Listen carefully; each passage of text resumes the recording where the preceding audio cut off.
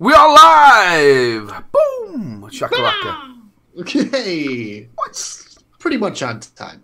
Hey, man, 1 minute. 1 minute? Come on. That's pretty good for a freaking live stream. Hey, my wife would be way happy. It's an acceptable... Oh, God. It's an acceptable amount of time to be late, I think.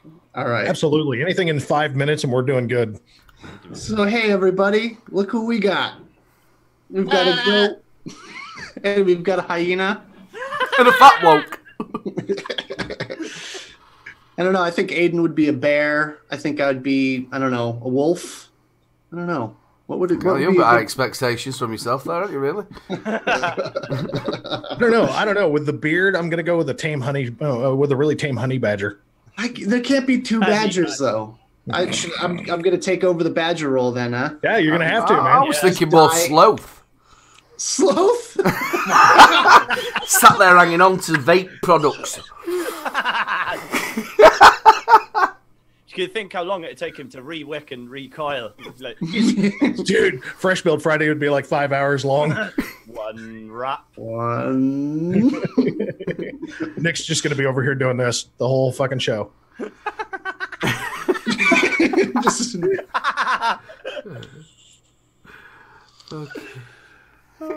Yeah. It'd take you a fortnight for a wank, wouldn't it? Oh, How's it's it like going, that everybody? today. How are we doing, everybody? Hope everyone's having a wonderful Sunday fun day so far. Yeah, so we've got a delightful mix on the panel tonight. Which means it's going to be a clusterfuck. Oh, yeah, for sure. But Mike should be joining us at some time. He'll just pop in randomly, kind of like Jay did last week. But, yeah, we're going to have some fun tonight. And Aiden is sick as a dog. Yeah, not well. You sound it, man. I'm sorry. That sucks. Mate, I've missed the show for like a few weeks with Bonfire Night and everything, and I'm off today, so I was definitely not going to miss it. I was coming on whether I'm dead or not. And you're on a delightful cocktail of different drugs. Man, I'm on the drugs. On all the drugs. He's like, snort me a line, do a shot of vodka, we're good to go for a show, baby. So real quick, Just don't mention the war. Yeah. I'm going to run through chat really quickly. Shout out to Dan Demir for getting here first. We've got Warren Veazey. Of course, Jared the Vaping Goat and MoBro. Puffing Billy. We've got Vaping Joe, Dire Thing, Lethal Coils, Bartholomew Beaverhausen, Ian Morgan. We've got Mad Hatter Vape Reviews, Colette. We've got... Did I already say Matt Chandler? Maybe, I don't know. Steve Dilligaff Porter, Hex Sam. Let's see. Street Sleeper 4, Grumpy Old Vapor, Vaping Smurf. Vaping Smurf. We've got Ebby Vapes, Tempestas. I can't pronounce that. You hear it every single week, and I still can't pronounce it. Ronnie Campbell. And Village Vapor and Alana Mead. There we go. All right. That's all the shout outs I'm going to do for now. We'll get to more maybe later. But let's go around the little room here and see what everyone's vaping on. Let's start it off with Jared. Shit. We'll get the longer ones over with first. Well, I was going to be nice. I'm only going to do 7 and I won't do juices. So Aspire Sprite as always, just because I dig the shit out of that thing. And I love getting nicked out of my brain during live shows. So why the hell not? 50 milligram all day long. Ooh. I might as well take Jay's spot on that one, Got a Rebel Vape Co. DNA 167 dual 18650 squawker with the momentum on top of it. Digging that RDA. I got the Rebirth with the drone.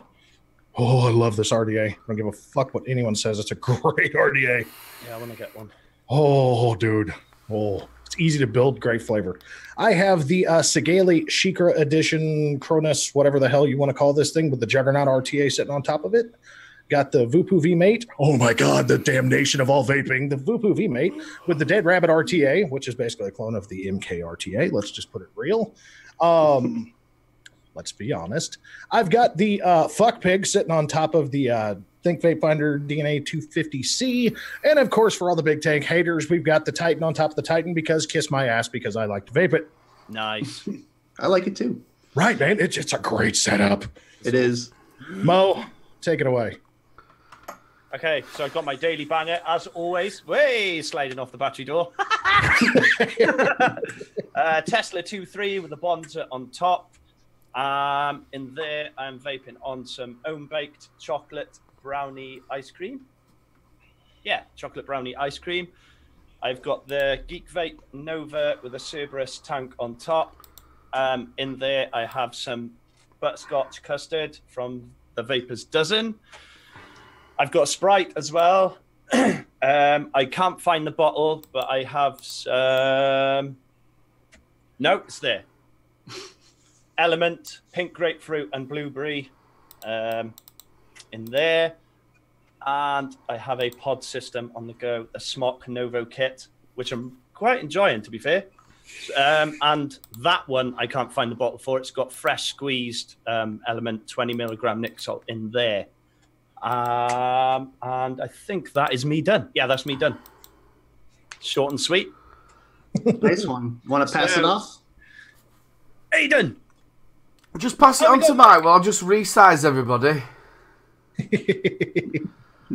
Say again. What did you say? Mike's in, have you noticed? Yeah, hi, Mike. Hi, Mike. Just pass it on to Mike while I'll just resize us. Go on We're, then, Mike. we're in a bit of a funny shape now. You're not going to have room to resize us because I've only had time to sort out one setup. Well, just tell us about that one. I think I'm done. Okay, well, that's literally just the Enforcer with the Bonza 1.5, 21700 up the spout. So I've got Shane's 21700 Aliens in it. And the juice I'm using is Yogg's Granola Bar. Ooh, which one? It's just this plain old granola bar. I've tried the blueberry one and the strawberry one. They slam it. Really, really nice. This, to me, this one tastes like a Nature's Valley bar. It's that freaking good. Damn. Nice. I'll have to give that one a whirl. The other ones are really good. It's my favourite granola so far I've had. Hey, Mo, you want something to laugh at? Oh, don't get it out on the show, dude. Now, hold on. No. That does not work. What? Oh, my Barely. God. Barely. Sorry, I had to. Hello, everyone in chat as well, also. Mike, why don't you go ahead and pass it on off? Yeah, I don't know who's been because I've only just come in, so I'll just pass it off to him down there, which is Aiden. I'm down there. I'm actually up here, but don't worry about it. I don't mind it. Well, people, it's been a while. It's lovely to see everybody in chat. And it's nice to be back. I'm on a lot of pod systems because, like I said, I'm full of cold. I don't feel very well. I'm on the Hex that we got from Expo. My wife has been loving this, and it's been very hard to have a go on it myself. And it's got some menthol in it, which is really, really nice. I've just got the Just Fog. It is the...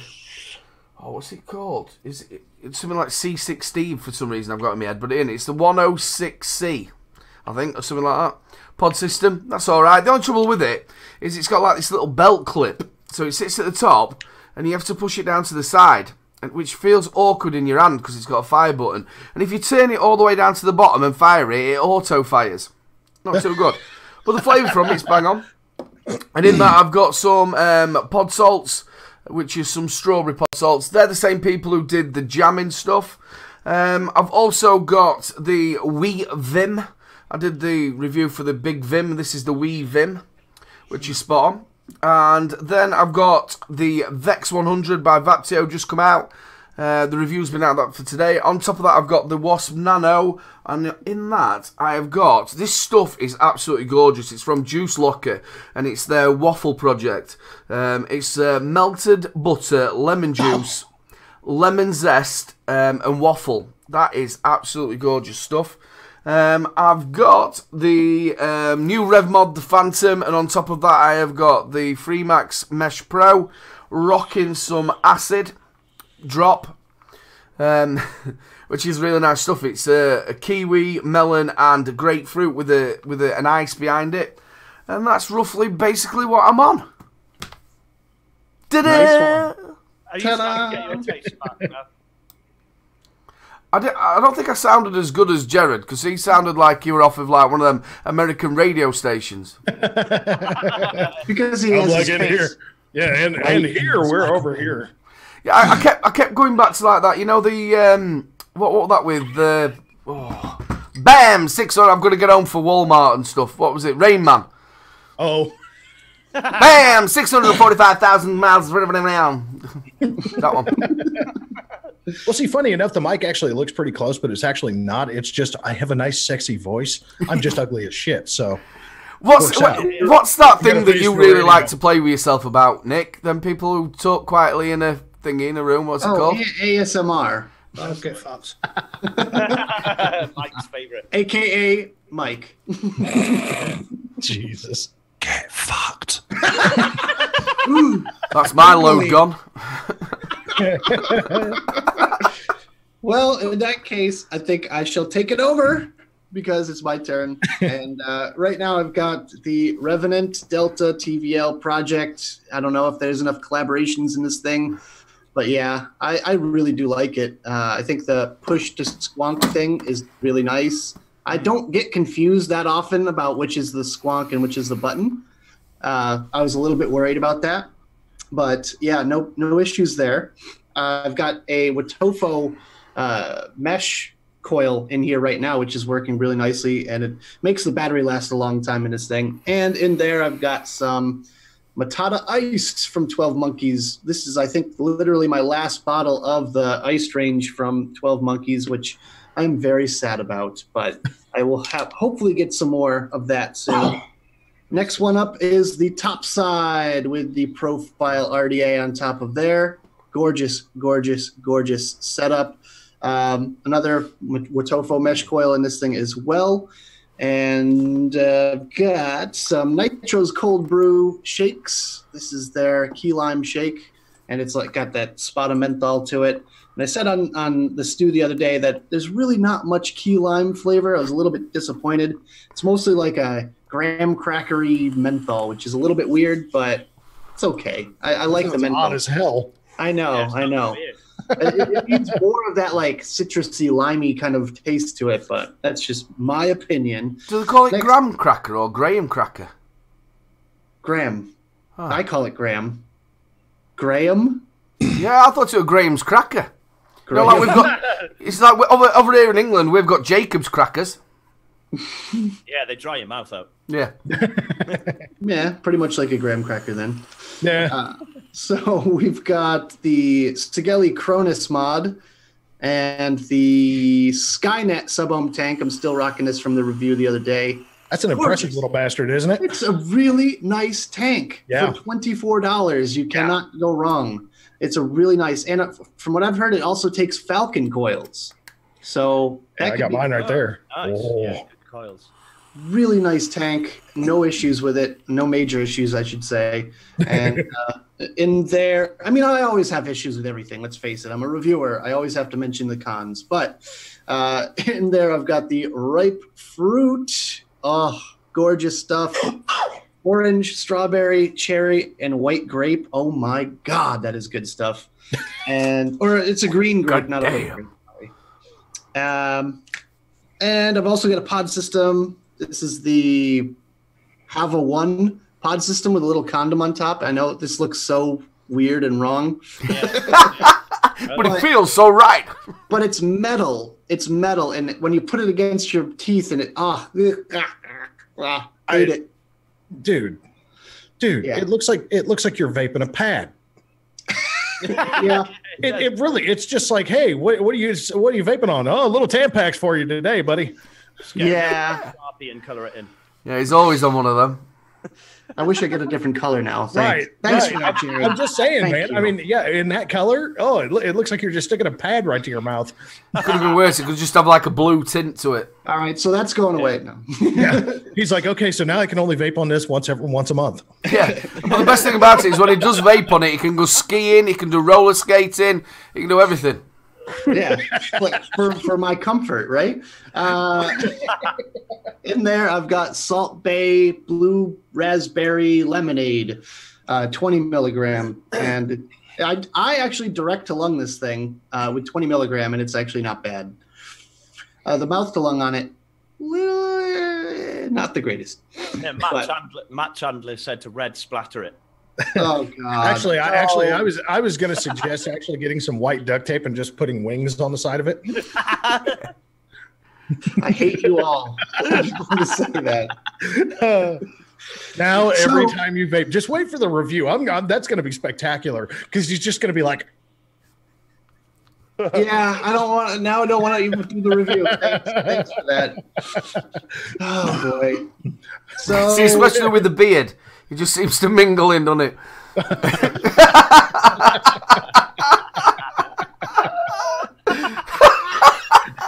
Yeah, he's going to do like a Celtic braid in his beard and just tuck it in there and vape all of it so nobody sees it.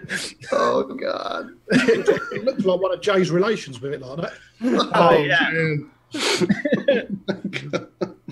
I hate you guys so much. That's So awesome. let's go ahead and move on. Oh, I also have Public Enemy #1. Yeah. Yeah. Fuck them if they can't take a joke. I'm so mad now that they came out and did all this stuff, which we'll get into in a little bit here. But I agreed to do a Juul accessory review Hey. just before they announced everything, and I'm gonna have to make that obvious when I do the review. But I don't know. Honestly, I still like the Juul for what it is. Right? I Yeah. don't agree with their business tactics, and I don't like their business tactics, but the bottom line is it's still a good tool for adult smokers to quit. Yeah. I was just going to say that it's not a stick. So, without getting into too much crap too early in the show, let's go ahead. I vote we kind of talk about some new things that are coming out that we're excited about. Has anyone heard of anything or seen anything online that's interesting? I ain't had time to be looking online. Well, the last comment were lovely. I didn't need to delete it. I'm quite happy with that. I am fucking annoying. That's what I'm here for. Yeah, My mum hated me. That's what we aim to do. So I have seen Tony B just posted today a dual battery pulse. Yeah. Okay. That looks very interesting to me. Sounds interesting. It looks just like the RX, what is it? RX Gen 3 shape. I mean, if that's the case, I'm down. But let's face it, Kanger did that years ago. Yeah. Yeah, I mean, it's kind of like that. It's kind of like that Bandy Vape Pulse dual battery. Kind of looks like that new the new Luxottic Squonker, the dual battery Luxottic Squonker. It's quite similar. Oh, speaking of dual battery, have you seen the new Wismec that they're announcing? Have you seen the ads for it? The triple battery one that looks like a fucking sneaker. Yeah. The one that looks like I just went to Shoe Carnival and bought a set of Reeboks and now I'm gonna vape them. Yeah. I ain't seen that. Let me try to find. I'm gonna find the picture. They just posted one on Instagram. Well, I can put it this way, okay? Because I try not to really bag on any reviewers per se. I try to stay the hell out of it. But when you do blatantly stupid shit on your review, I'm going to at least say something. And anybody who is curious, go look at Ambition's Vapor's review of said device. He's got torn battery wraps sticking in the fucking thing when he opens the fucking battery door on the positive end of the battery. Oops. I'm like, dude, you're supposed to be teaching safety here, not stupidity. Yeah. I mean, again, I'm not bagging on the guy. I have no problems with Derek. I have no problems whatsoever. But for fuck's sake, rewrap your shit before you do a review. So there's the dual battery pulse bottom. Yeah. That's why I try to be diligent with not posting like my bad wrap batteries. It's like, yeah, I know I need to rewrap it. So I just get rid of those batteries before I do the review. I'm like, okay, I'll use Put them in something else when you're not reviewing. I'm not saying I don't have badly wrapped batteries. I do, but I know the safety factor, and I know if it's in a regulated mod and the inside of the mod is plastic, you know, it's at least safer than putting it in a mech mod. But here is. Oh man! Who wants to vape a shoe? Yeah. I'm telling you.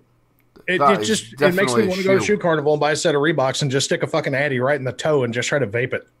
Well, to be honest with you, they're known for it. Just look at that one that they built the Bluetooth speaker into it, and then give it a 2,100 mAh battery. Yeah. So if you don't want to vape, you just want a speaker, you're fine. Yeah. And it's waterproof.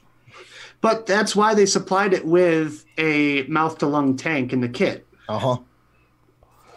Well, Get it's like Yule's hypercar. You know, a lot of people are complaining that there's too many single battery mods anymore, and that single battery mods don't give the kind of battery life they do. But then again, Yule, their way to get around it was basically, here, let's just stick a fucking mouth the lung tank in the kit. Yeah. There you go, bang. Well, And Joytech did that with the notch core, didn't they? That World Tech with that hypercar kit, oh my god, that's actually a pretty decent little tank. Yeah, Joytech did it with the notch core as well, didn't they? Oh, I don't know if they did or not, actually. Yeah, the little notch core tank that they did it here. Oh, yeah. You roughly vape that about 25 watts. Yeah. What do you guys think about this? The Bonza. Can't wait for it. The Bonza. Mike, I'd like to get your opinion, if you wouldn't mind. Well, I had a decent look at it at Expo, and well, as you know, I'm vaping on the actual 1.5 RDA that comes with the Bonza mech. The mech tube itself, the design aspects of it is kind of interesting-ish, where it the switch itself is, well, put it this way, to put the battery in, you have to undo the mech tube in the middle. Yeah. So it breaks in this area here. That's interesting. Right? Yeah. So obviously you can take the switch apart for cleaning and stuff like that. I believe it takes up to a 2700. I could be wrong. It could be 21700 as well. Yeah, 21 as well, yeah. The black one, like the Cerakoted one, is the one that I preferred the feel of. The stainless steel one is just going to end up being yet another fingerprint magnet that you're going to end up having to bloody clean daily. But the thing that I'm not too keen on is the actual thickness of the metal of it. I've heard that, actually, yeah. It does seem very thin to me. I know it's got a tube inside, like I don't know what material it is, whether it's Delrin Peak or whatever it is, tube inside, obviously for battery safety.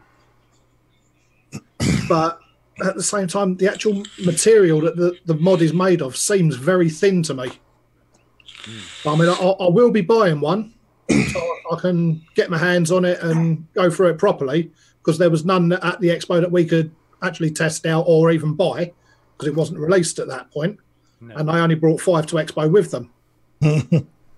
So, yeah, I will be buying one, and I will be putting it through its paces. Yeah, see that Bonza, that's one I'm interested in. The Pulse dual battery is one I'm interested in. I'm waiting to see Brian's idea for the dual battery top side whenever that finally comes around, because oh my fucking god. I did see it at Expo. He had it at Expo. It looks good.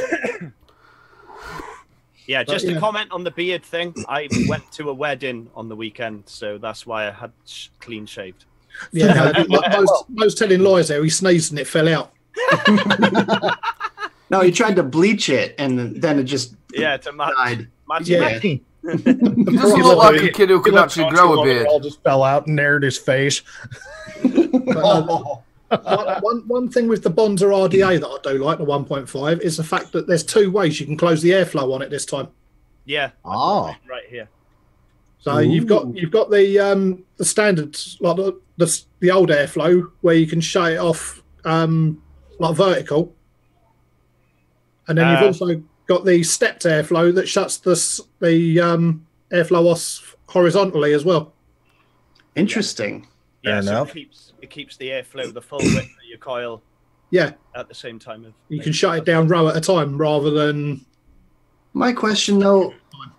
My question is, why did he go for a section tube like that? Like, I can't answer that. More threads equals more voltage drop, you know? Yeah. In most cases, you are absolutely right. Yeah. I don't know. It just seems weird. I mean, I'm not going to slag the piece off because I've not actually used the piece. So, until I've used it, then I'm going to hold my judgment on it. Yeah, fair enough. It's an interesting design. That's all I'm going to say. Yeah, it is interesting. But the RDA is shit hot. Yeah. Does it have a weird... What's the drip tip look like? I haven't really looked into the Bonza 1.5.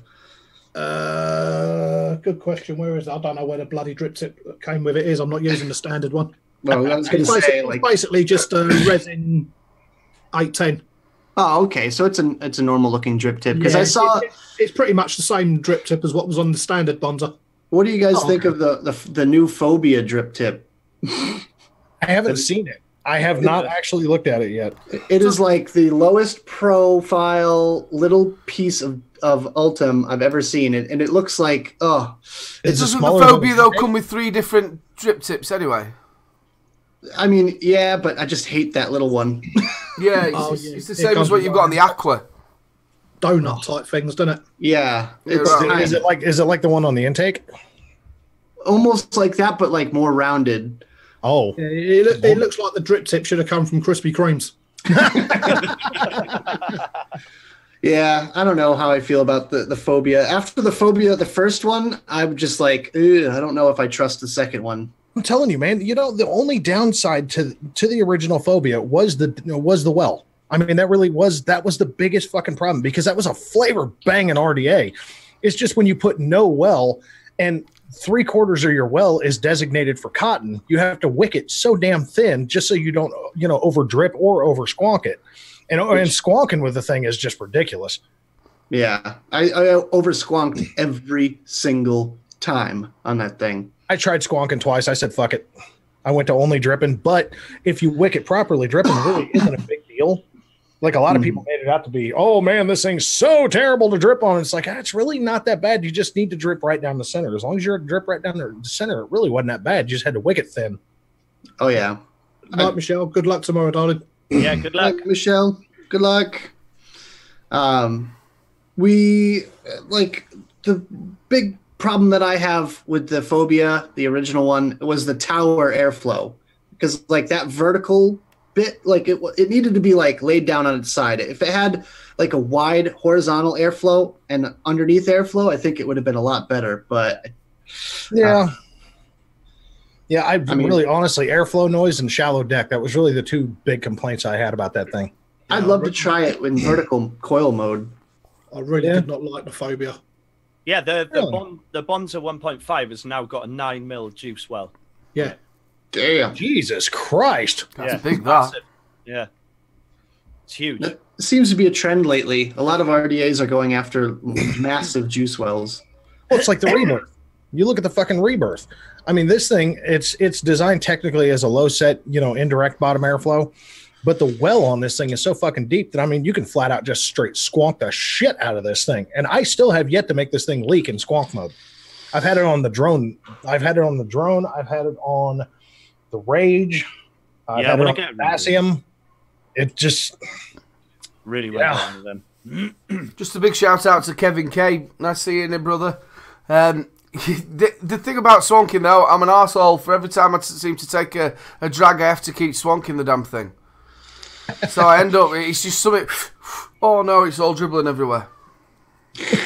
You're a classic over squonker then. I am. Yes. But I haven't been doing that so much on the top side. I've got the nudge on that as well, which is quite nice. I honestly think the profile is a really good fit for the top side. Yeah, I want to try the... I'm still using the Rebirth on my top side. I think the Rebirth would be a good choice as well. Yeah. I stuck the SQ on it, the Dead Rabbit SQ. Yeah. Actually. Right here. Yeah, I mean, at the moment, I'm on the top side. I've got 0.21...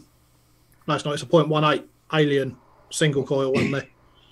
Well, I can tell you this, as far as the top side goes, I've drop tested the shit out of that thing twice in my driveway. It still works great. So yeah. Just so you know. Mine's been dropped in my yard. It actually dropped into a puddle and it still works fine. Hey, fair enough. What was the paint like? Did it dent or? Huh? It dented. It got a little dent on it, yeah. Yeah, my only thing, I chipped the paint in like 2 places, but it's so minuscule. Well, 3 places, but it's so damn minuscule. You almost can't even tell. I mean, speaking of paint, I'm upset that my Recoil Rebel, the paint does not match at all, and it bothers me. I could use it on there, but it just would bother me every single time. So I'm not going to be using it on there. The Reload RDA. is gorgeous on it. The paint matches perfectly, but I can't find the box to my reload, so I can't get the squonk pin out for it. So great. But oh well. What's I up, see you, Stephen? Lethal. How you doing? I am literally dropping everything right now. This is awesome. Jared, have you ever had the Titan tank leak on you? I only had it leak once, and that was actually intentionally. I actually underwicked it just to see how little wicking I could have to do, because honestly, the only downside that I find with the Titan, aside from its obvious, aesthetics of being as big as it is that it basically takes half a cotton plantation to wick the fucking thing. So I wanted to basically see how little wicking I could put in it, just to, not necessarily test if it would leak per se. But again, that really was kind of the test, to just try to go as shallow as I could with the cotton, so I wasn't having to use so much. But aside from that, no. I used 4mm coils, and I used probably my wicks were about 6mm in diameter. Okay. Like the thickness of the actual cotton piece itself. Yeah. And I will say this, it performs really, really great, except if you just leave it sitting with juice in it. If you just leave it sitting for like over 24 hours, it will start leaking on you. Not the whole tank, but it does kind of have like a, slow drip, if you will. But to be honest, with quite a number of tanks to that, though, don't they? But the good thing about the Titan is it has a juice flow control. So you literally cut it off and you're good to go. So if you have or plan on getting the Titan RDTA and want to leave it sitting with juice in the tank, shut it off before you sit it down and you are fine. Well, I leave mine sit all the time. I never have a leak one out of it. Well, you must have gotten lucky. I don't know. I used so much cotton in that thing. I could not possibly use more. Yeah, I can tell you this, as many times as I've wicked this thing, because my standard build that I put in here is a dual 8-wrap multi-strand fused Clapton, 3.5mm inner diameter. It's usually around 0.26 to 0.3 range. Like presently it's a 0.28 and I'm vaping it at 120. But 3.5mm diameter, you got to just lay the wicking just right. If you place the wicking just right in it, you'll never get a fucking leak one unless you turn it on its side. But then you're just basically putting all that juice pressure on one damn side of the cotton, and the wicking is only going to hold up for so long. Right. So, yeah, it's definitely not meant to be tipped. But it performs so well at high voltage, in my opinion. Like I have 16 wrap, I believe, coils in there. Oh, yeah. Dual 16 wrap, and I'm rocking at 8.2 volts. Yeah. And there's so much airflow, you almost can't tell. That's the best part. There's just so much airflow. It's almost impossible to get a hot vape out of this tank. Yeah, pretty much. Oh, man. Now I want to vape it. It's back at the shop, and I really want to vape it. Damn it. Well, see, the build I've got in here, I mean, granted, I'm only a half battery, but I've also been vaping it for a minute. 5.8 volts, 0.28 build, comes out to 120 watts even. Beautiful. So what else? I have a bunch of new stuff that I haven't even touched yet. I've got the Citadel, which looks really, really, really, really nice. Yeah, I hear the flavor on that thing's good. I'm sure. I still have some. I don't know what coils I want to put in there. I have some Shane Wiseman big boy coils. I've got some Sammy Nitro 5150 coils, and I've got my buddy Coil Image coils as well. And the good thing about having a friend that's local that comes into my shop that builds coils is I can just go, hey, you want to build me like this specific coil for this specific device? And he's like, yeah, sure. And he's like, I got you. Yeah. Yeah. But he's also kind of like my unofficial coil sponsor, if you will, because like in my group with every like giveaway of a rebuildable device, I'm like, hey, you want to throw in a set of coils? He's like, yeah, sure. So big shout out to Coil Image. Go follow him on Instagram. That Titan, the box model, it'd be good if they made it into like a TV remote. Yeah. My kid actually called this thing the dildo setup. Oh God. Well, she looked at it and she says, what are you vaping on, a dildo? And I was like, if you're using that as a dildo, good God. You might have to have the talk with your kid there, Jared. I don't know. Well, I'll give one piece of credit. She was fresh out of a car wreck with a mild concussion, so we'll just hold it at that. Yeah, we will, yeah. Oh boy. I also have Lethal Coils as well. Shout out to Lethal Coils. He sent me a bunch to test out. Everyone wants to send me coils. I don't know what it is. Oh, I have some more coils too. Crap. Don't remember who gave them to me. Oh my god. So they were memorable. No, I've used them. They're nice and everything, but it's Nice. one of those names. It's not one of those names like Coil Turd or Twisted Messes or Coil Image or anything that really like sticks out in your mind. You know what I mean? Coil turd. Yeah. Coil Turd. Oh yeah, he was over there for Expo. You didn't see him? No. He must have been in the shitter.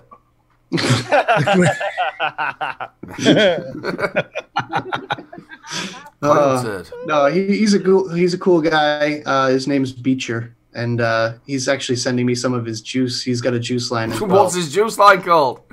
It's actually a liquid for vaping. That's literally what it's called. Nice. Fair enough. He's got a thing for names, hasn't he? It's a peach tea lemonade. Ooh. It sounds actually really nice. Does, yeah.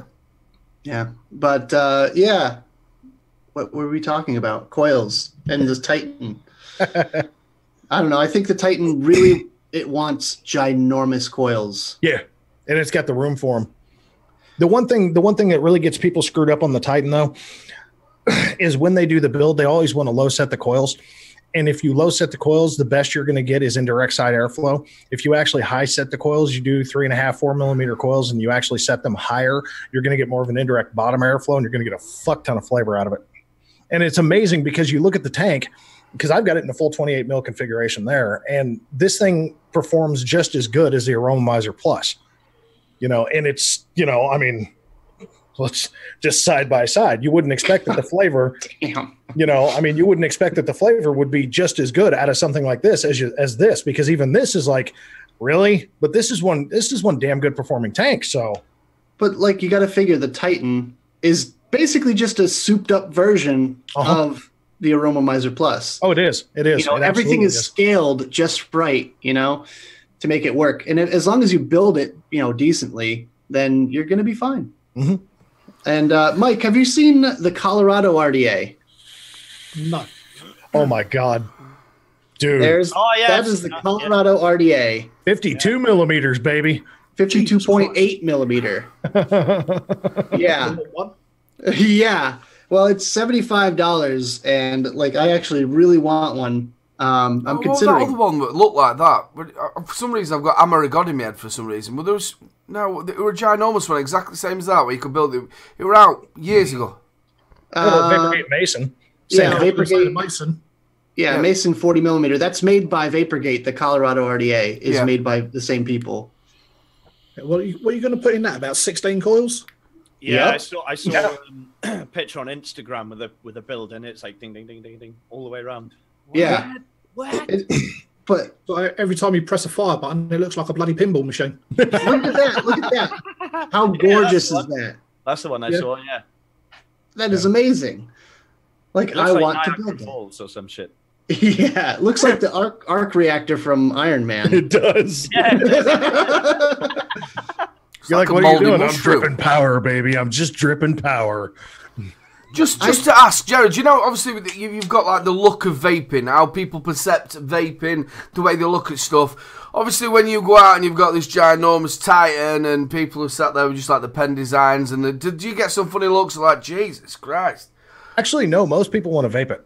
Do they? Yeah, oh yeah. They really do. Yeah. So many questions. And that's no bullshit. This thing, like so many people are like, this is not a reasonable device. It's not portable. This fucking thing goes everywhere with me. I am not kidding. You're not going to lose it, are you? Hell no. No. And honestly, I mean, the only thing that I usually take with me is I may take another RTA, but usually it's an Aspire Sprite and this. Just because the Sprite, I get the nicotine that I want, and this, I know I'm not going to run out of juice on any trip during the day. But yeah, anytime I go into a vape shop, or especially if I go into a vape shop, people coming in with little sub-ohm tanks and stuff, they look at it and they're like, "What the fuck is that?" And I was like, "It's an RTA." They're like, "Oh, can I please vape it?" And I'm like, "You got your own drip tip?" Yeah. Well, it looks like we have on mine. Looks like we have a question in chat here from Dion. He says, I'm just Googling. Anyone know of a good black mech mod to buy? Dreamer. That's my pick. I was going to say Dreamer. Yeah, he's the budget he's got is up to 150. I mean, that's maximum, right? I mean, are you going to use every penny? I would if I had it. Well, yeah. I've seen you drop, 350 pound at the drop of a hat. You can you could get yourself one of them page, couldn't you? One of the what's it called? Oh, what, like the B2B? Yeah. Like what used to be called the truck is now a B2B. What was the other one that we tested when we were in London? Oh, yeah, that's way more than 150 quid. Way more. Well, then again, that were what the price were at Expo. I think it were only about 150 there. Not for the slam piece, no. The slam piece was 325, I think. Were it? Yeah. Might have been 275, but it was in between 275 and 325. Oh my God. Yeah, well, they did. So you got broke ass vapor over here. I'm over here like, $50. Yeah, same here, mate.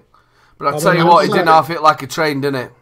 I'm not being funny. If I could get a slam piece for 150 quid, I'd be buying 3 of the fuckers.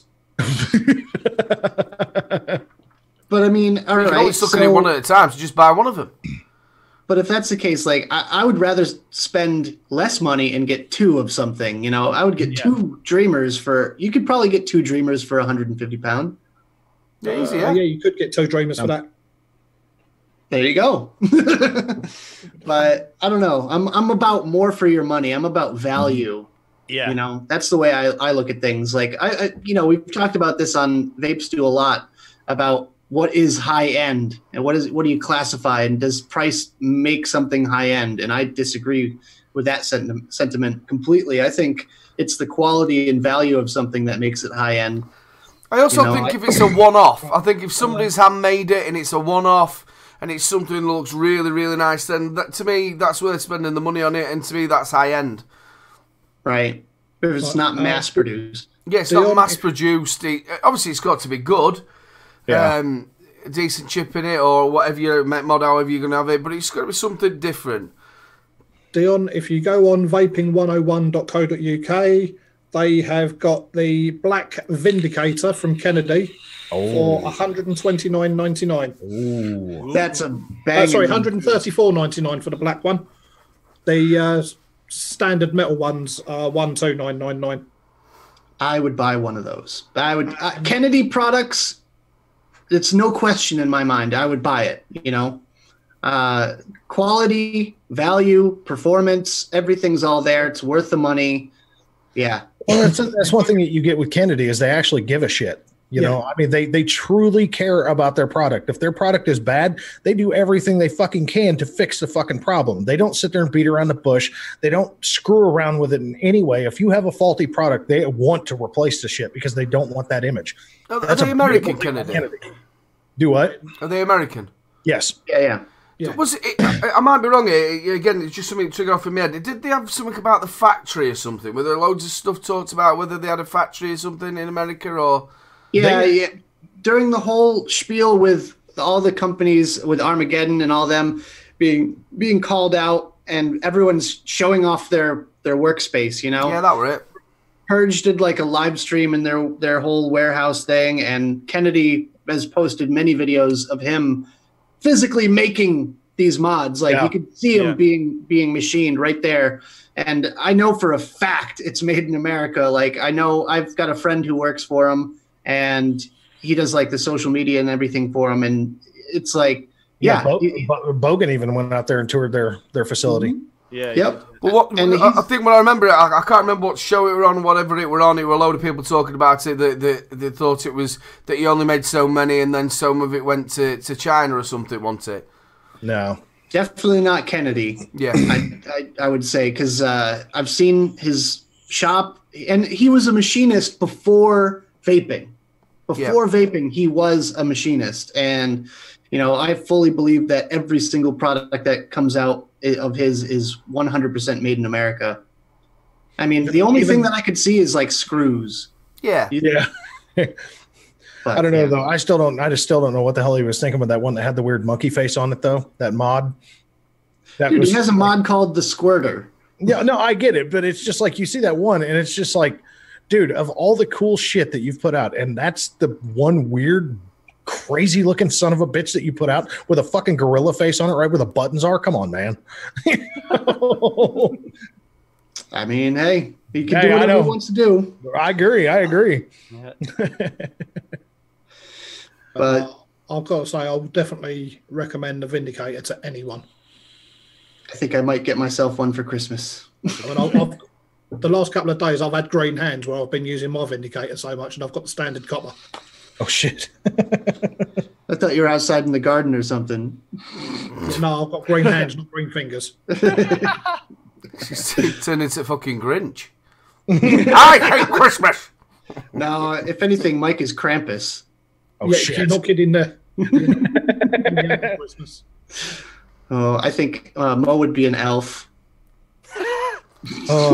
Just because I've got red cheeks, don't say it. I'd just be a drunk reindeer. Yeah. I think Mo is definitely Santa's little helper standing at the back of the queue with that fucking laugh, isn't he? Yeah. I think Aiden would be Santa. the abominable snowman. Would I? Yeah, Bumble. Bumble. I said just leave me fucking outside, I would. I don't know. You and Jared are going to have to fight over who gets to be Santa if that's the case. I think I'm fatter than Jared.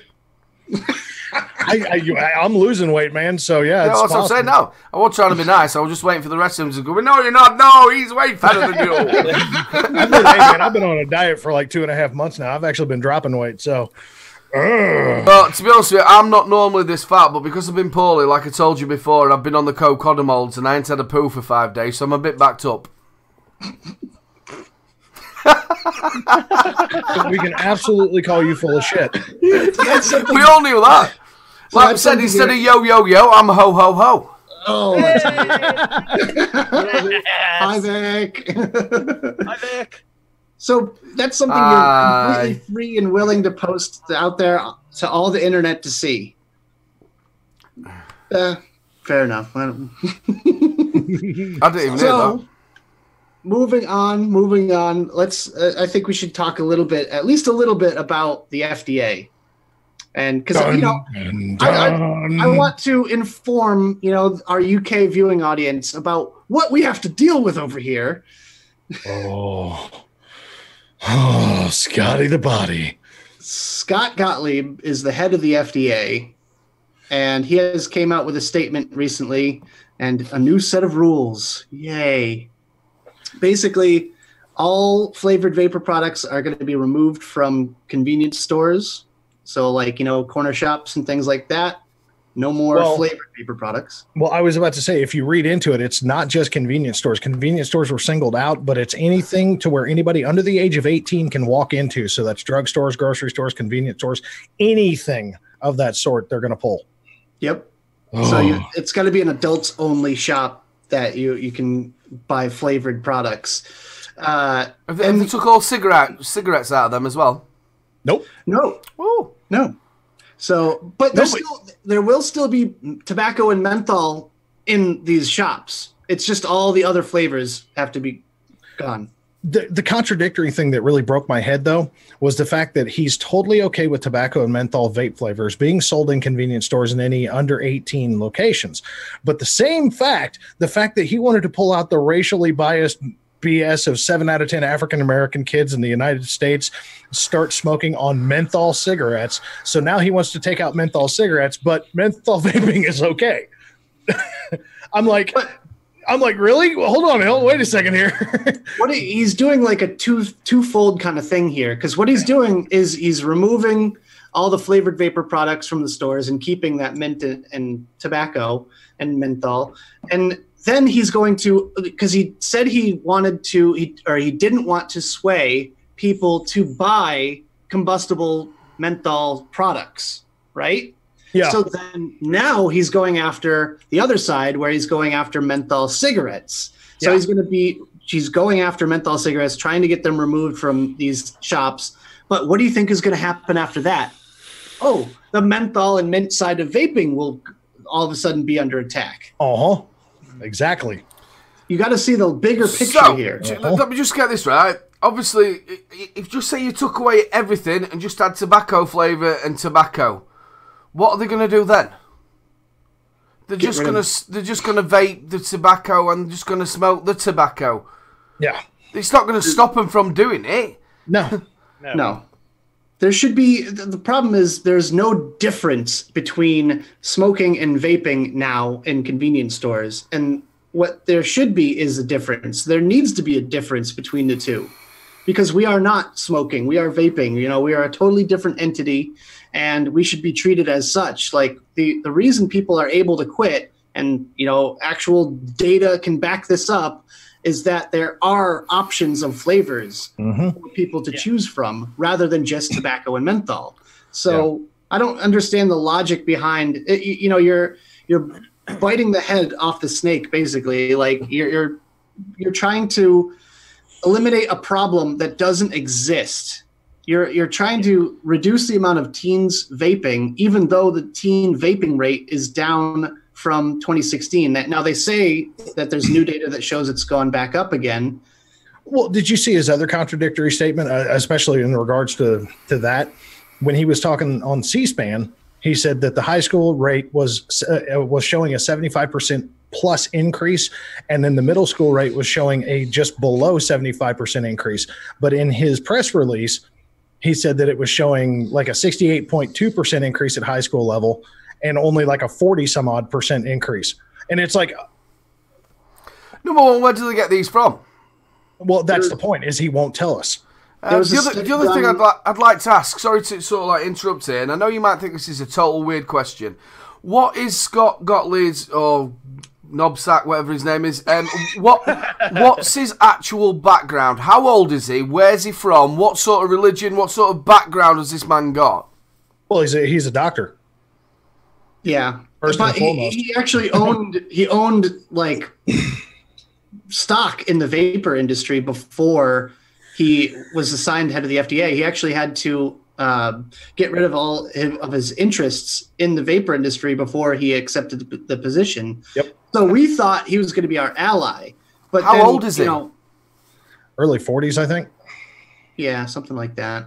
And but he also was paid millions of dollars from the pharmaceutical industry too. So there we go. Basically, all doctors are paid by the pharmaceutical industry, if you think about it. But so we wonder why we're talking about this thing here, where we've already got the answer to it, haven't we? The man's got nicely greasy palms from the pharmaceutical companies who are not getting the money anymore for the patches, the gums, the sprays, and all the other bits that really doesn't help a lot of people. Where now he's got something to attack where he's going to still get a little bit of money. And now that you mention it, Aiden, and he's 46. You can still buy patches and the flavored gum everywhere. Oh yeah. As far as I know, they're not touching that side of the quit smoking. So you can have minty gum with nicotine in it, or raspberry or whatever. All right. Well, here, Aiden.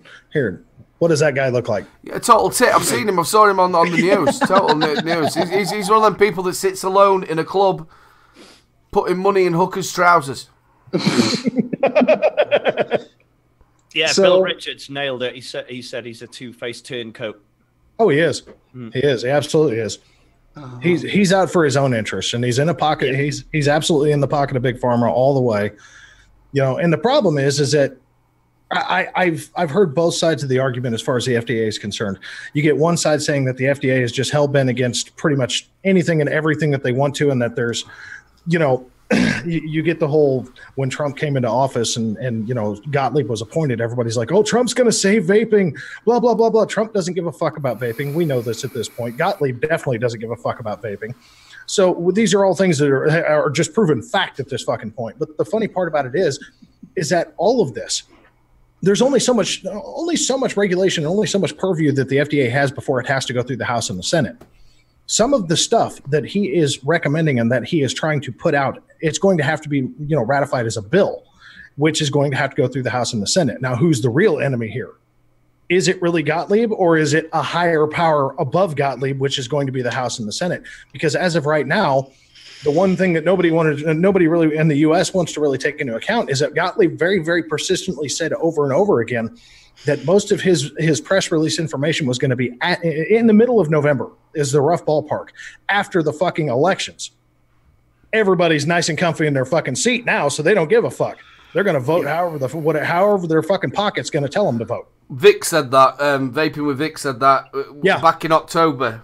Maybe a little bit before it. Vic said now the people in America now want to start lobbying the people who are now, like you said, are not comfy in the seats. Vic said that months ago that if anybody's got anything about them in America, they should be whacking them now. Well, here's the issue. From the United States governmental standpoint, trying to find a politician that isn't going to look after their own self-interest the moment they are voted into office is like looking for a needle in a stack of needles.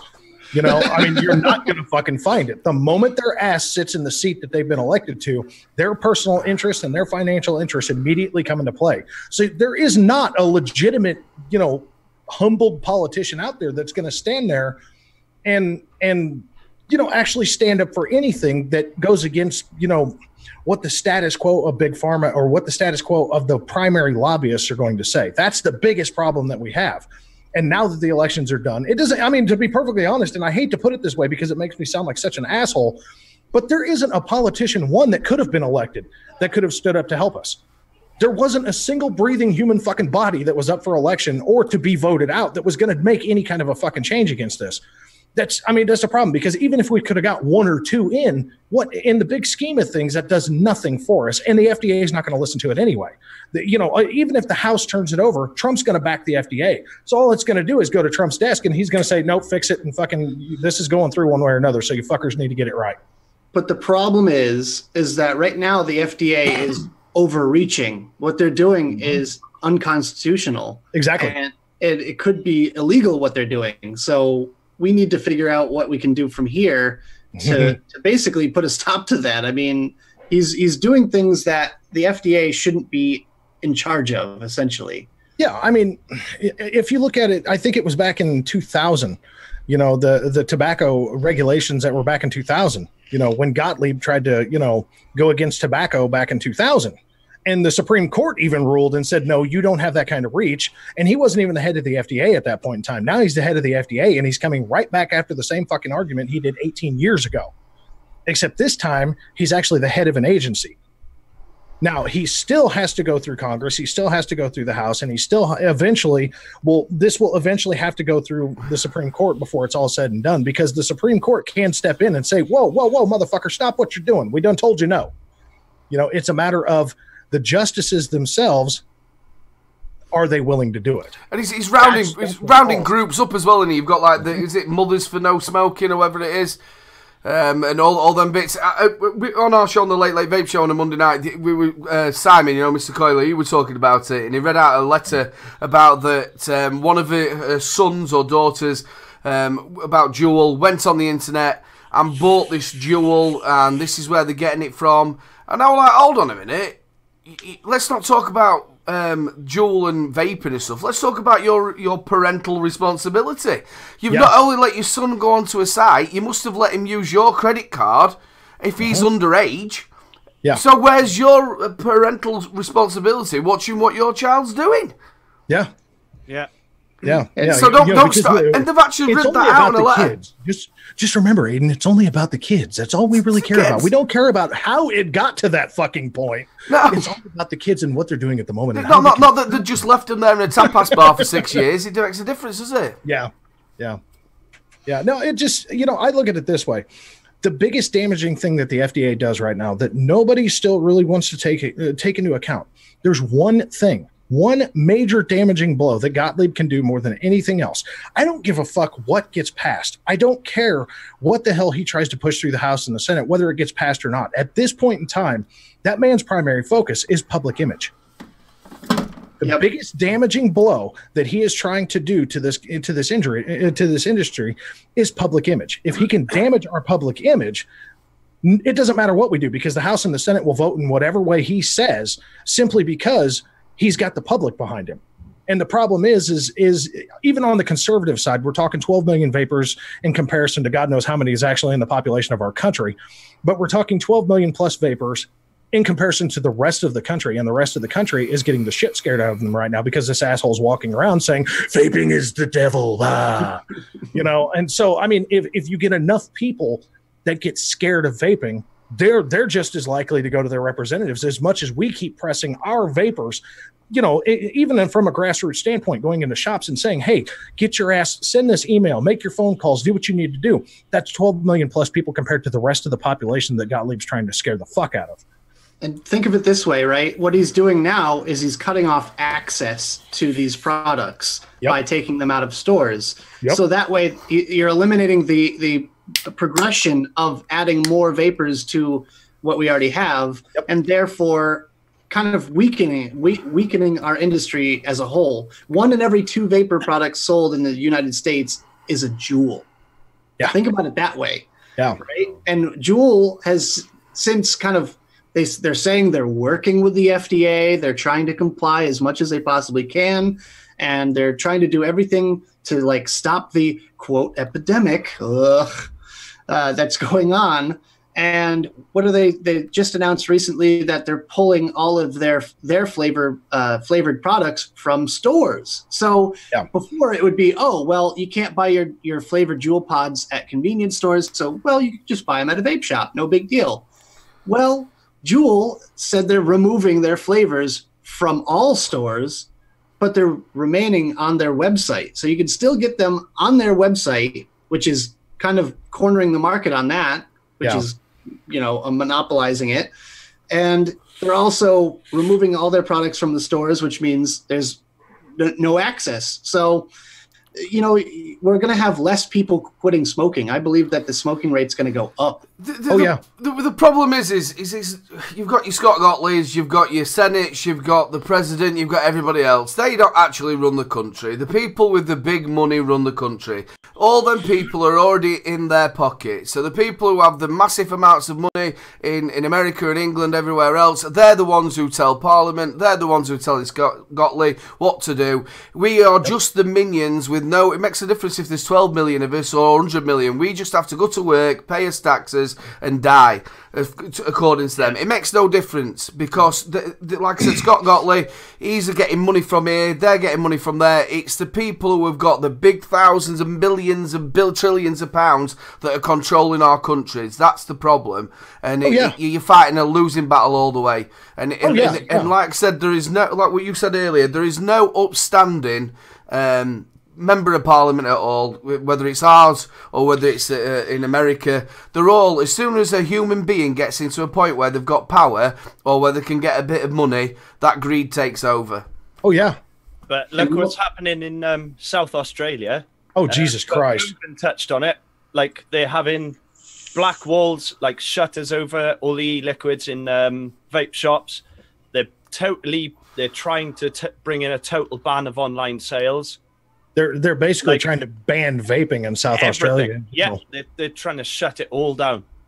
Yeah, and I mean, like, you know, you look at the position of Bogan. Bogan, he's in Adelaide, you know, so I mean, that's right down in the southern, you know, the southwestern or southeastern corner of South Australia. So that's right. I mean, this is in his backyard that this shit's going on.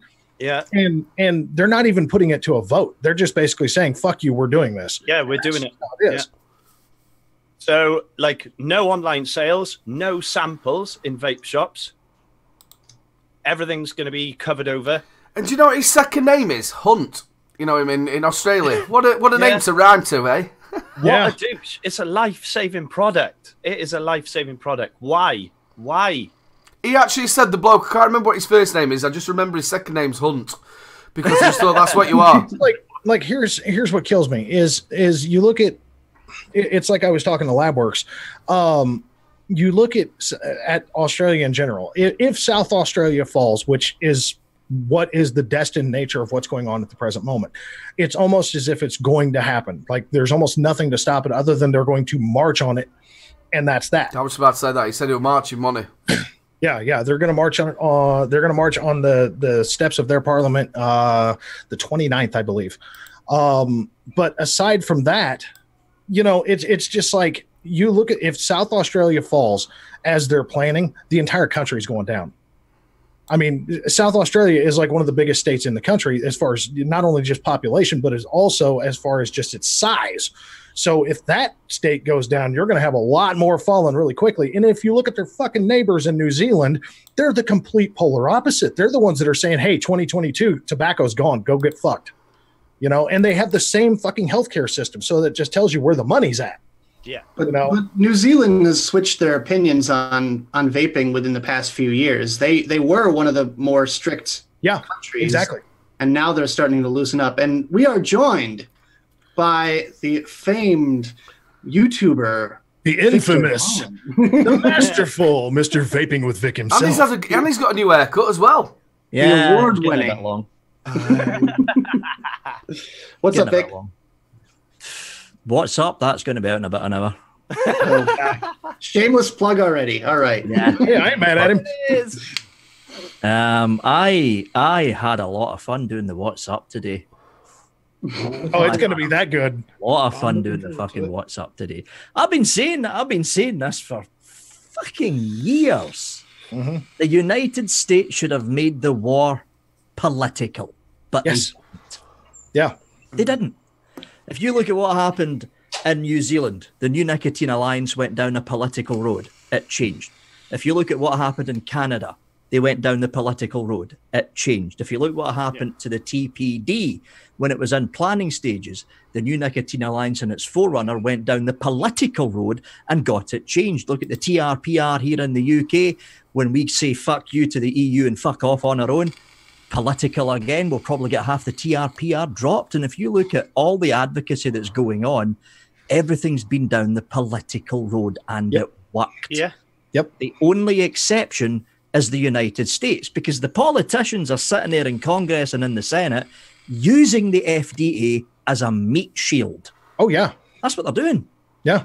They're soaking up the fucking money and basically just letting Gottlieb say whatever the fuck he wants to. And then once he throws it to the House and the Senate's like, hey, we done got our money. Go ahead. You know, Exactly.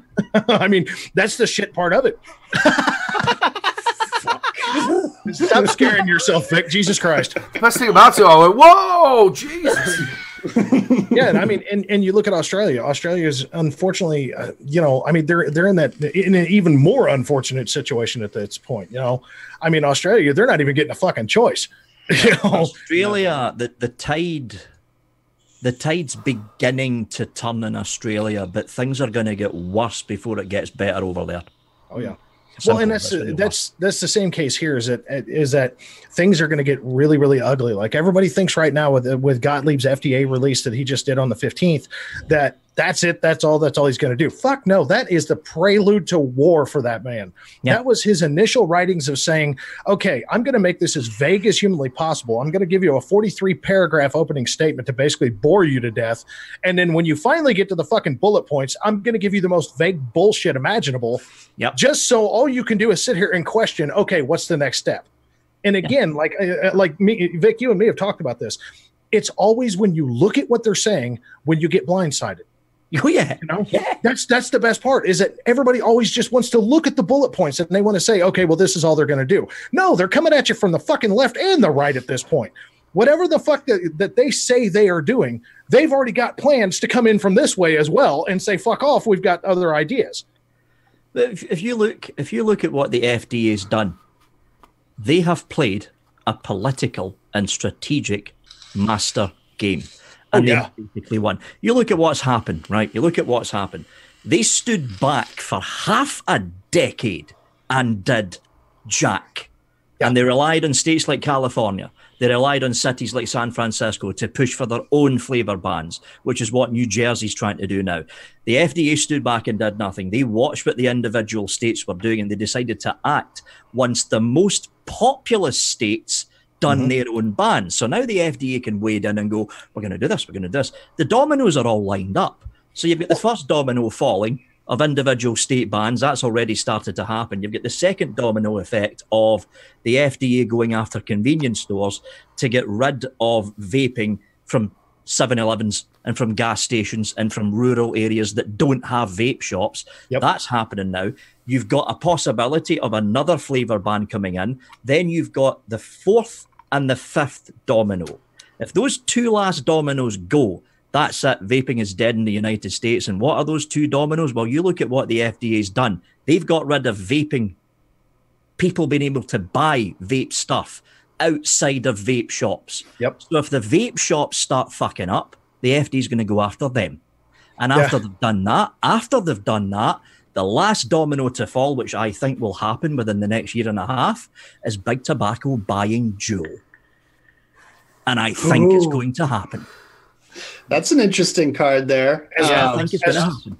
As pragmatic as big tobacco has been thus far, because I mean, we all know, come on, I mean, at the end of the day, everything comes down to the bottom line. You know, it really does. Everything comes down to that bottom line. Nobody wants to be in the black, or everybody wants to be in the black. They don't want to go anywhere else, you know? So when big tobacco starts leaning towards losing too much money, we see what they're already doing. They're already buying up smaller vape companies that are struggling, and they're trying to build them up. So, yeah, I mean, when vaping starts taking a hell of a ding, you know, from the governmental influences that are coming, yeah, I don't disagree in the least. It was only a couple of months back as well, though, that they were on about also scrapping online sales, weren't they, as well? Oh, it wasn't even a couple of months ago. It was like 3 weeks ago. Yeah. The problem with banning online sales is that is something that I don't see Congress or the Senate actually going after, because that's still import money that they can be receiving. I think that's the only saving grace for importation. But the problem is that because of the new tariffs that were passed is why I think that they won't actually ban the distribution part. They may ban it on the in-country distribution. So that will leave you with like Gear Best and 3F Vape and 3C Vape and things like that. We'll have to order from China, and we'll have to order from. Still going to be massive that though, not being able to order online and have that distributed in country. It's still going to be a massive thing. Oh yeah. I mean, at the end of the day, they could very well come after the national distribution side of it, without a doubt. They could absolutely come after the national side, and in turn, if they come after the national distribution, not the international, they could kill juice companies. Oh yeah, just in that one step, just in that one fucking step alone. Unless the juice companies are making their juice abroad, they're fucked, because they won't be able to ship their product. Mm-hmm. So you can make all you want, but if you can't distribute it, what the fuck is the point? Well, it's kind of. Go ahead. No, go ahead. No, go ahead.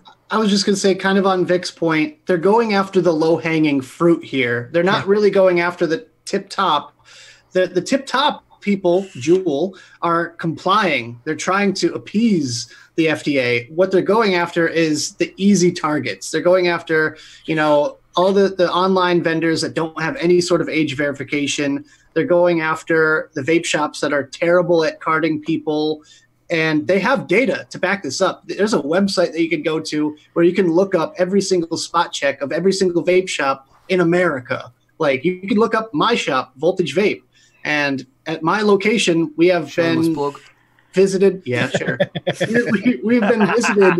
We've only been visited once, but they came in, we stopped the sale, and that was it. They've said that in statements before, where they said, look, if you do things right, we're not going to be back for 6 months to a year. If you do things wrong, they're going to be back every month. So you better be on your game about it. Yeah. Yeah. And I mean, yes, I don't think vaping will die.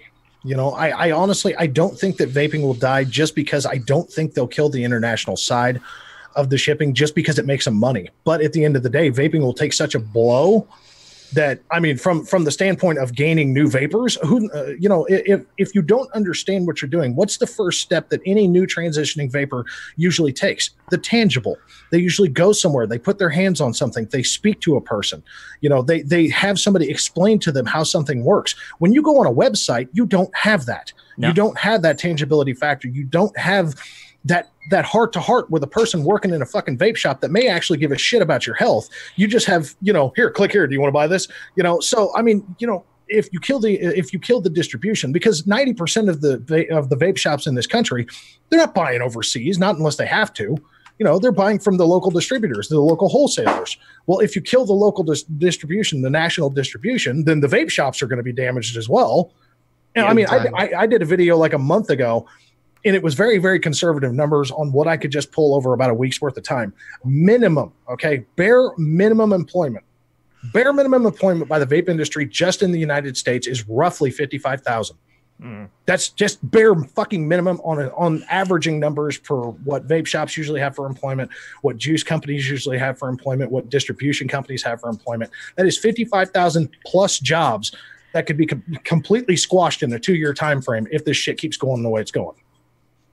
Wouldn't it be ace if you know what? Oh, but we're here to save your jobs. Wouldn't it be great though if something come out, you know, that Scott Gottlieb and all that, where something like Watergate, something like that. Wouldn't it be ace? Wouldn't it be ace that it were all underhanded and they had to go and search it all out, and you got somebody else with the tail between the legs? It'd be absolutely fantastic. The reason why vaping is failing in the United States is because of lobbying money. All these politicians rely on campaign funds, and we rely on lobbyists to get our senators and our congressmen to do what we want. So a company like Juul, I use them as an example because like they're the biggest. You know, let's face it, they're worth $15+ billion, and they have enough money to get more than one lobbyist in every single state out there. You know, and they're not. And no other company is doing it. Yeah. All of our advocacy organizations are so unorganized and so just scattered. And arguing with each other half the time. And arguing within our own industry half the time, that we can't just get together and go, listen, we need to fund more than one lobbyist in every single state. I mean, Big Tobacco has dozens of lobbyists per state. Yeah. So that's why they get their way half the time. Do you know, like Vic said at the beginning of it all, that we should have gone down the political route. I've always thought that, and we've always said this about this in England, obviously we've got the Royal Physicians, is it, that we've got here? Royal College of Physicians. The first people who found out about smoking, that said it was bad for you. Also the people who said that it's 95% safer than smoking. Do you think it's about time that these big health companies, which I know obviously pharmaceutical and stuff like that, but the organisations such like that in America, UK, Australia, should actually go out there now and stamp their authority and say, look, we are telling you as a government this is 95% safer than smoking. There's data and organizations in the United States that have done studies on vaping.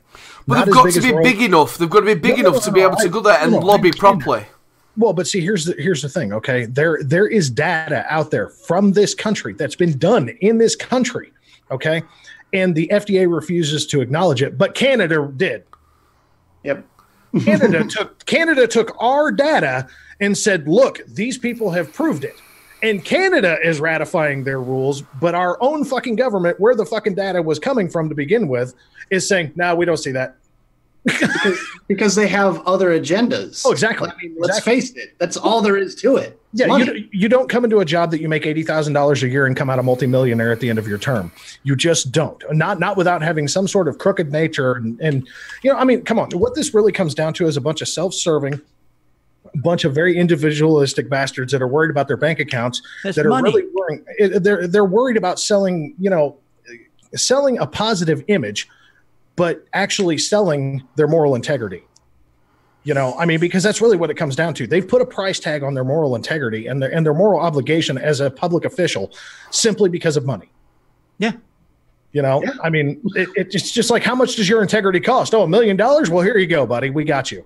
You know, I mean, that's what it comes down to. And the problem is nobody to vote for. It's just so mind-blowing that obviously I know all this other stuff that have gone off between the governments and stuff like that, but it's just so mind-blowing that people can get away with this. Oh, yeah. Yeah. Well, this will give you an idea, Nick or Jared. What is, roughly speaking, a rough ballpark estimate of the presidential campaign? How much does it cost to run as a presidential candidate? Millions. Oh, yeah, billions. I would say roughly billions. Yeah, I would honestly in today's races, considering they start the presidential campaigning a year and a half, at least 18 months prior to. Yeah, I mean, I would estimate roughly about 1.2 billion if I had to guess. 1.2 billion just for the presidential candidate here in the UK. The entire Conservative Party, including the Prime Minister, the entire Labour Party, including the leader of the opposition, is not allowed to spend more than £175,000 for the entire campaign. Yeah, and see, well, okay, like they've gotten so nutty over here that they have actually started to infiltrate like Android, okay, like cell phones. Simple as that. Everybody does their games, you know. We all have our games, we all have our applications and things like that. Well, they've gone so far as just within 45 days prior to this last election that now political ads were popping up in games. And there was negative ad campaigning coming in on a game.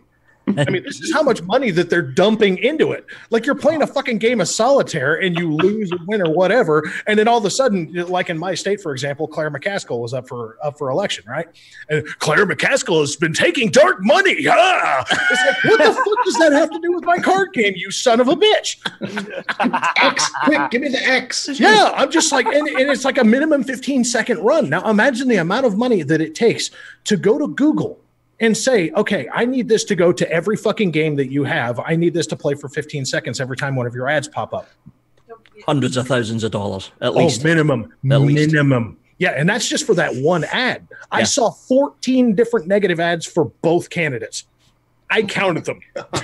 You're like making a list. Yeah, dude, seriously, I counted every time I saw a new one, I put a check mark on them.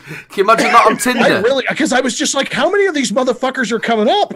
You know, and seriously, they were countering each other. Every time one would do one, another one would pop up. So we're talking, there's probably $2 million wrapped up just in my state. Just for the campaign. I do find though with America, I mean this in such a lovely way as I can say, but everything is like it's in some sort of fucking sitcom in America, isn't it? Everything is.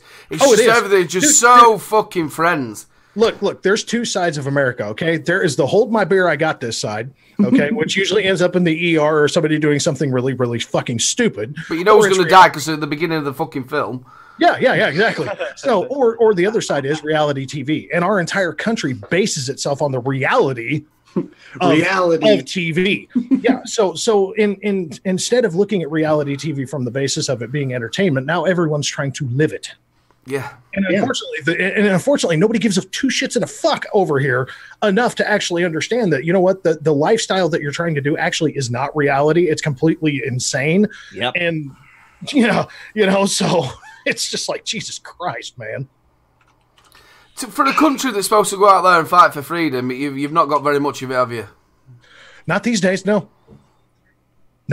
I mean, you know, and here's the crazy part. And I know this is going to make me, you know, I've already been called a Nazi and a commie and everything else over the last month anyway, so I don't even give a shit. I look back at how this country's growth has gone, okay? I look back at a time when this country really did have freedoms. I look back at a time when politicians actually gave a shit, okay? And basically... When was that? Post World War II. Yeah, I'd say going from 1910 up to the Wall Street crash. The Wall Street crash had a big dent, but the real golden age for America, I would say, was 1949 up to around about 1972-ish. I don't know. You had Vietnam then. Yeah, exactly. But see, that's the point, though. That was governmental influence trying to influence another nation. Oh, of course, we can't forget about Reagan. Johnson had already bumped off JFK by then. Yeah, but I mean, honestly, and you've got to think he bumped him off with his mate Bush, because Bush was head of CIA then. Yeah. Well, if you really want to look at the most positive freedom time for our country, it was actually late 1800s into the early 1900s. Yeah, Oak Island. Think about it. Industrial growth, major industrial growth. And even though it was highly capitalistic at the same time, there were bodies in the government that were stating, okay, we need to give everybody jobs because we got a lot of shit to do. Actually, even though there was money. Yeah, I mean, think about it. Everybody was trying to employ as many people as humanly possible. The only downside to the governmental side of it was immigration. Everybody was losing their fucking minds about all the immigration that was coming in because nobody. We all know the only reason that America had its industrial revolution is because Britain invented it. Yeah. Well, look, hey, you know what? To be perfectly honest, that's where I'm going with this, though. If you it's all your fault. No, I mean, if you look at it from that standpoint, though, the United States basically we're a bunch of fucking copycats. We really are. But the problem is that copycat era stopped right after World War II. And we decided, we are big, we are powerful, fuck you, we will stomp on you. Aha. You know, and so now every time somebody comes to fuck with us, we just throw a bunch of money at it that we don't have, and then we try to just squish them. And the Vietnam War was a perfect example of that. We're going to come in there, we're going to come fuck you up. And they said, motherfucker, go ahead, try. You know, so it's like... But look at it this way. You've got to think, obviously, we were screwed after the Second World War. The imperial tax went. We'd lent money off you as well. We were rebuilding back up. You had a very good time as well. But then, obviously, like you said, the Vietnam War came about and bang. Whoa. Yeah. Yeah, it was a war you were never going to win, and they kept throwing money at it. And yeah, the United States government really started showing its true colors when they stepped into Vietnam. They just really did, and it's nothing against anybody that served. It's got nothing. No. They had no choice. It's got everything. Yeah, it's got everything to do with the political asshats that were behind it.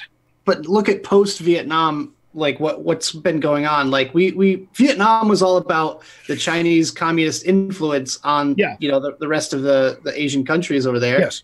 And now we're literally throwing tons and tons of money at China. Yeah. Yeah. Here, please take our money, make stuff for cheap. Yeah. That took a big old flip-flop right there. But let's just go ahead, take a second and cool off. Just relax a little bit. What are we doing? Have a fucking shower. Let's get in shower time. Let's change some gears here. I want to get more from Mike and MoBro here, and let's talk about something YouTube related that's been going on. Have you guys heard? This is supposed to be our main topic of conversation tonight, which is reviewing clones. Dun dun dun. I know it's a very kind of controversial topic. I've gotten a lot of both sides of the argument on the Facebook page here. I wanted to hear what you guys think. Do you think YouTube reviewers who review clones, clone products, deserve to have their channels hit with a copyright strike? Because that has actually happened, and it continues. So, you go first. Good Lord, Vic. Jesus, Vic. Thought you were eating healthy. Fuck. Hey, I've seen some pictures of the food that man fucking that he posts up on Facebook. Come on now. He's like, oh, breakfast time. I'm like, oh, fuck off. That is not healthy, you asshole. The best thing about it is that slice of cake actually comes up to his hip. All right. So Dire Thing, that one off. Yeah. Dire Thing says, clarify what you mean. Counterfeit or styled products that do not pretend to be the real thing. I mean, I think what actually happened for the copyright strike was it was a clone of a Purge mod. Yeah. It was a 1-to-1. It had the engravings, all that stuff. So I guess that would be considered counterfeit. And I mean, I'm under the kind of thinking that a clone is a clone is a clone, right? So like if it looks like it and it has all the markings and everything, it's a counterfeit product, I suppose you'd say. Well, in the basic sense, yes. Under law, a counterfeit. This is the okay. You look at your computer screen right now. Whatever you're using, a Mac if you're an elitist, or a normal PC if you're common scum like me, you're looking at a clone. You look at your PC, you're looking at a clone.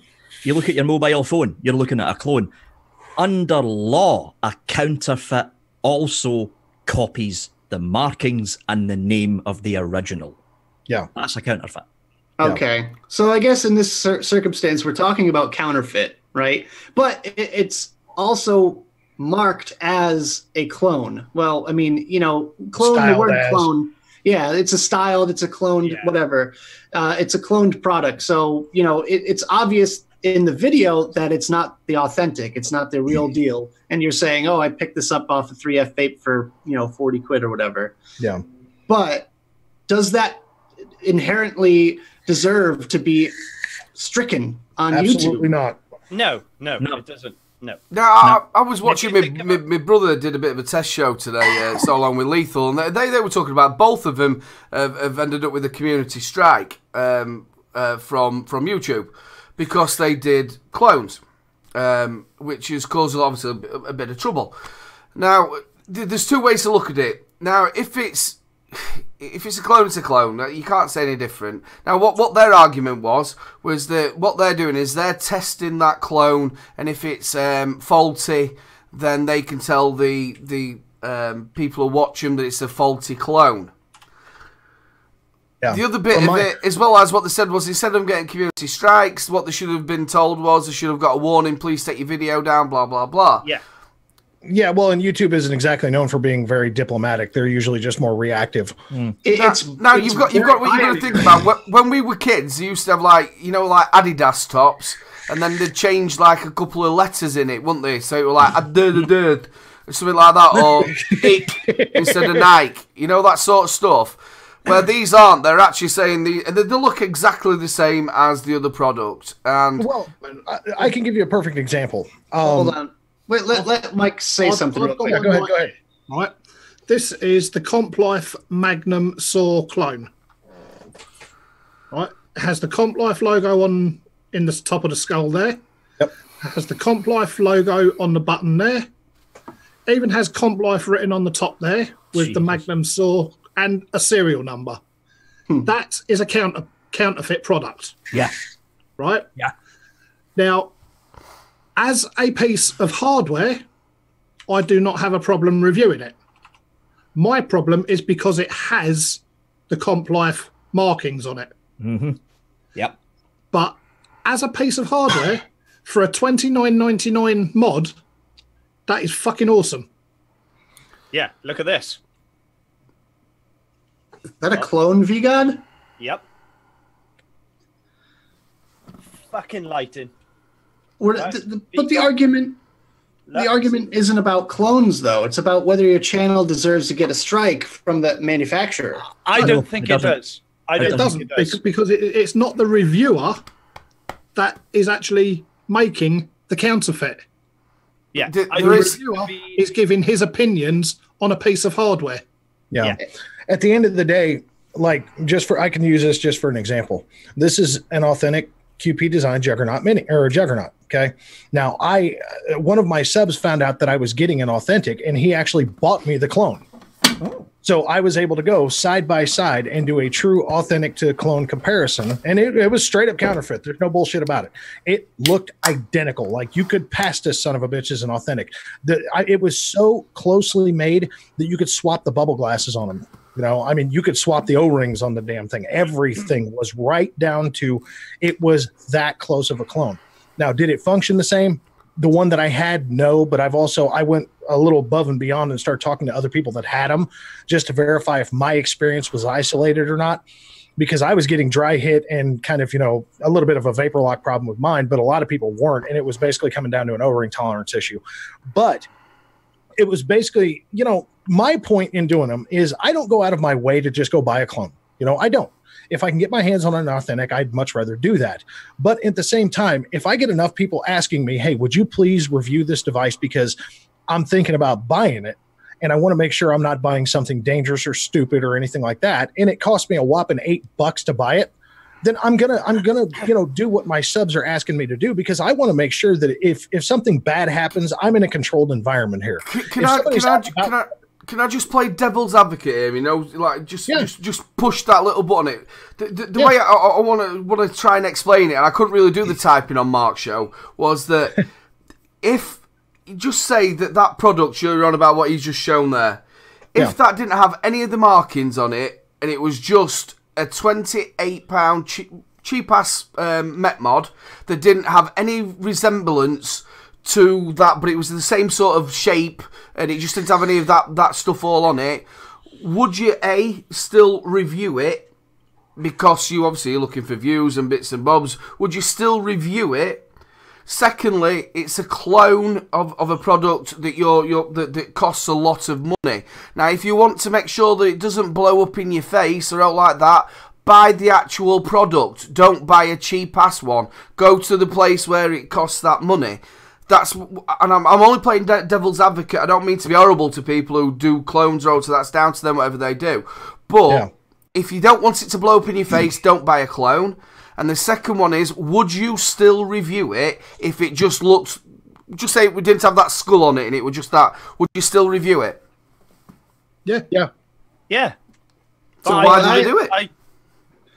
I don't agree with the community strike, but that in using what happened with Purge, that was because they probably didn't like the thought they'd be losing out on money because somebody, right, I can't afford that. I'll go buy the clone from another company.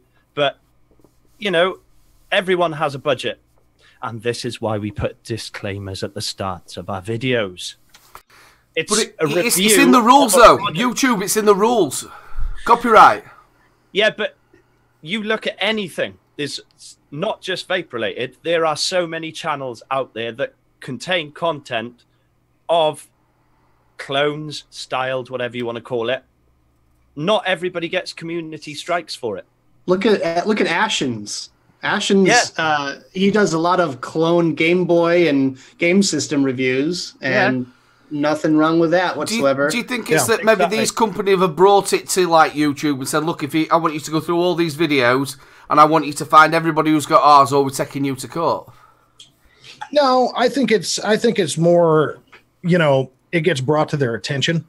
You know, like especially Purge and VGod both have they have people that are always watching for clones. They go after web pages, they go after, you know, YouTube, they go after whatever the hell they can find. But I don't think that they're going straight to YouTube and saying, if there's anything clone out there, if there's anything styled as, you take it down or we're going to sue you. No, because I mean, YouTube's not going to put that kind of time into it. They're just not. I think that they're finding it on their own and then saying basically, look, this is absolutely against our trademark, you know, because that's the one thing that you get, especially with US based companies, is even though China doesn't play subject to US trademarking, the US, because YouTube is based in the United States, the companies that are based here in the US especially are going to very, very, very seriously come after YouTube and basically say, you're in this country, this is our fucking trademark, you're going to fucking play by the rules or I will sue you. Well, yeah, they could just email them, approach them. Yeah. A lot of people, like reviewers, they have contact details in their video at some point or in the description, blah, blah, blah, Facebook groups and all that. If they do stumble across a review of a clone product, they could just email them first rather than going to YouTube. They could approach them and say, look, we're not happy. You're reviewing a counterfeit product. Can you please remove the video? We'll give you X amount of time, take the video down. Otherwise, we'll go further. Like, so, Vic, there's actually people out there as well, isn't there, that are paid that go around people's videos, don't they? Oh, that's the YouTube heroes, but that's for the serious stuff like graphic violence, nudity, that kind of thing. Yeah. But as far as community strikes go for reviewing counterfeit products, I don't think, in my honest opinion, you guys might be different, but in my honest opinion, I don't think it deserves a channel shutdown or community strike. No, I don't. Right. So to be fair, what I would love to do is be able to afford to buy the authentic one of these and do a side-by-side comparison video. Yep. Yeah. That's what I tend to do with mine. Because as I say, originally I paid $29.99 for that. In the end, I got the mod for free because I won the money back. A Halloween special deal. But the wait, authentic one of these, I don't know how much it is in the UK, but in America it's $429.99. Oh. Could you not still get a strike though? Because you're still promoting a clone product if it's good. Well, I'd only actually promote the clone if it performed as well as the authentic in a side-by-side comparison. Here's the issue, though: we're not actually promoting a clone. We're reviewing. There's a big difference. I was going to say exactly the same thing. Yeah, we're not doing this. Tripper. Talking. He makes me feel sick with all them fucking jump cuts. Dude, I've got severe vertigo and nystagmus. How do you think I feel if I try to watch that fucker's videos? Oh my god. So I will say, to be fair, I have gotten a strike before from Zippo. Zippo? Oh. Yes. Because one of my videos it was like the Zippo styled Vapresso. Yeah, Vic's got his handy. About this. Look at that right there. Yep. Yeah. So I got a strike from Zippo for, I believe it was using their name. I can't actually remember. And usually when you get a strike like that, it's a mass flagging. It's not just you. You're not singled out. It's they search something and they go, this one, this one, this one, this one, this one, flag, you know, and the company just sends out a massive flag across all of those videos. And it usually shows the affected channels and everything on there as well. It'll have a list of all of the people and all of their video links right there in the actual email that you receive. They have, I believe, 48 hours or something to actually follow up with it. Yeah. Because they usually will have terms like, you know, change the name, take down the video, do this, do that, and then they will not pursue further action. If they don't do anything after 48 hours, then the strike goes away. So luckily, I think with that one, it just disappeared. I didn't do anything. Nothing happened to my channel. All's good. But the threat is there. You know, anyone at any time, any company, if they don't like what you have to say about a review or something like that, then they could throw a strike on your channel, and that will affect your channel until it goes away, basically. Yeah. I had one of my live streams that was age restricted, which is fine. I don't care, you know, but they age restricted it and threatened a community strike because I took medication while I was on the live stream. It was just time for me to take my medication. So stupid stuff. And and the stupid part is I didn't even show the bottle. I just had the pill in my hand and I took the pill, and they actually sent me an email and said that such and such URL has been age restricted, and if you do not remove this video, we will remove the video for you and we will apply a community strike to your channel. And so I took a picture of my prescription bottle, I took a picture of my doctor's information, and I emailed it back to him, and I told him, get fucked. Guess what? They released the age restriction, and no more threats were made on that channel, on that video. I wonder if they would do the same thing with smokable medications. You know, like, it's time to take my medication. I don't know, but that's getting way far off the point. I wanted to point out that we do have a few, you know, back and forths. And first of all, the results of the poll, we had 95 votes. 82% of people said no, the channel does not deserve a strike, but 18% of people said yes. And one included in that 18% is John. He says, I just heard about this. I do think that the channel deserves a strike. It's part of the problem. I do understand some reviewers don't get paid, and I feel for them. It's cheaper. I get it. But you are reviewing a product that is a clone of something else. That company's reputation is on the line, and the quality they put into their products. Also, please don't admit that clones are bad, but they then continue to review them. Oh, okay, I get it. I don't know the guy, but I think he's completely out of line. Ooh. To add, Purge has had many clones where the customers came to them thinking it's authentic. That's a horrible feeling. Yeah. Yep, that I can understand. Well, that side of it I can understand, which is why I say that the clone mods should not have the company's logos and insignias on them. Yeah, because then it'll be a clone. But the minute you put the insignias and logos, it's an illegal counterfeit. Yeah. Well, and I'll give an example here. I have a warhead. Now, this I verified to be a Kind Bright warhead. Okay. The subscriber that sent this to me actually, and I went ahead and did the review on it after speaking to the subscriber, after figuring out that it was a clone. Okay. Straight up clone. Now, he didn't know it. He paid secondhand high-end price for it. He dropped $120 on this thing. Fuck. It's a $26 clone. Okay.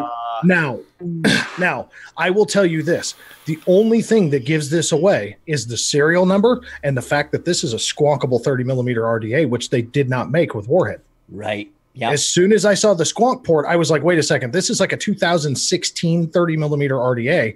And secondly, I didn't think that what is it, MCV, I think, or MCM? I didn't think that they were really doing much with squonking at that point in time anyway. So I started double checking with a few other high-end guys and verified absolutely 100%. And then I traced back the supposed serial number and did find that it was a Kind Bright. So when I went back to the guy, I had to inform him that he basically got just absolutely ass raped with no lube. Yeah. And I promised him I would not put his name out there, and I still have to this date, I have not and will not, just because it's an embarrassing situation to be in. Yeah. But I reviewed this on the basis not only of its function, but what to look out for. Yeah. You know, simply because this poor bastard went out trying to buy his first secondhand authentic device. You know, tried to buy his first high-end authentic device and ended up getting screwed on a $26 knockoff. So, you know, that's part of why when I do clones, is because people have sent them to me. Here's one that I'm very surprised at. Sorry to interrupt you, which was no, you're good. Gary Hartland. I saw this in Mark's show. He won an RDA on a scratch card from Vape Mail. And the cheeky bastard sent me a Clone Goon 528. Can you believe it? I am obviously you've dealt with them, haven't you, Vic? Vape Mail. I haven't. I dealt with them when they were first done, but I haven't really had dealings with Vape Mail for a while because I haven't reviewed for them for a while. That's why. Yeah, well I review for them. I'm so surprised that you want to get hold of Mike. Get hold of Mike as soon as you can. He's always been upstanding towards me and a number of reviewers that I know. So I'd be getting straight on top of that, mate. Have you got a cat trying to get in, Mo? No, it's his ex-girlfriend. Yeah, she dropped off a cup of coffee. She's a good egg. It's a cup of coffee with a hypnol in it. I wanted to point out that we had another one here. Says Steven says, I don't believe they should get a strike as they haven't made the product, but I do think they need the authentic to compare or at least experience with the authentic. And that's kind of like what you guys were saying, how you want that comparison between the two and not just showcase. Authentics are too damn expensive. Yep. Well, and see, if you look at it from the stance of my channel, I try to very, very hard to stay very budget friendly, you know, because I'm a broke motherfucker myself. So I know that people in my financial range are in the position of buying clones or buying cheap products, older products, things like that. So I stay very, very budget oriented. So from that standpoint, I know that these people are going to be buying these things. So if enough people come to me and say, hey, is this really going to be worth it? I know how little money they're already working with, you know? That's the problem, is that I don't want people to waste their money. If there's a, as you guys would put it, a dodgy ass clone out there that's a total hunk of shit, I want to make sure that I can get that thing in my hands, test it myself before they go spend their hard-earned money on it and get fucked over. And then they have to wait another month before they can buy a product. You know, because it then sits back onto that thing, like I said at the beginning. Don't buy a cheap-ass clone, go and buy the actual original. Whether you've got a budget or not, save up. That's where the bit comes in. And like I said, again, remember, I'm sat there as devil advocate, and I'm also saying that, do you know, if it wasn't a cheap-ass clone of something, and it was just an RDA with no name, no nothing, or a Met mod with no name, no nothing, would you still review it? Because there's plenty of them out there that are $20, whatever they are, or 20 quid. You're not going to get the same views. You're not going to get the same people wanting to buy it. Well, see, I had people. Yeah, go ahead. Like Jared, when you were saying that you went back and looked and you thought, you know, this company never did a squonk pin with their RDA. Yeah. Not everybody does their research when it comes to that sort of thing. So very true. Just, you need to make sure you know what you're getting, where you're getting it from before you buy it. Or if you're buying it secondhand, you need to figure out what the fuck you... What? Oh, yeah. What you are, sorry. Sorry, I've been thrown off the scent. But not everybody does their research. Like you said, you wouldn't have known until you thought, hang on a second, they never did a squonk pin with this.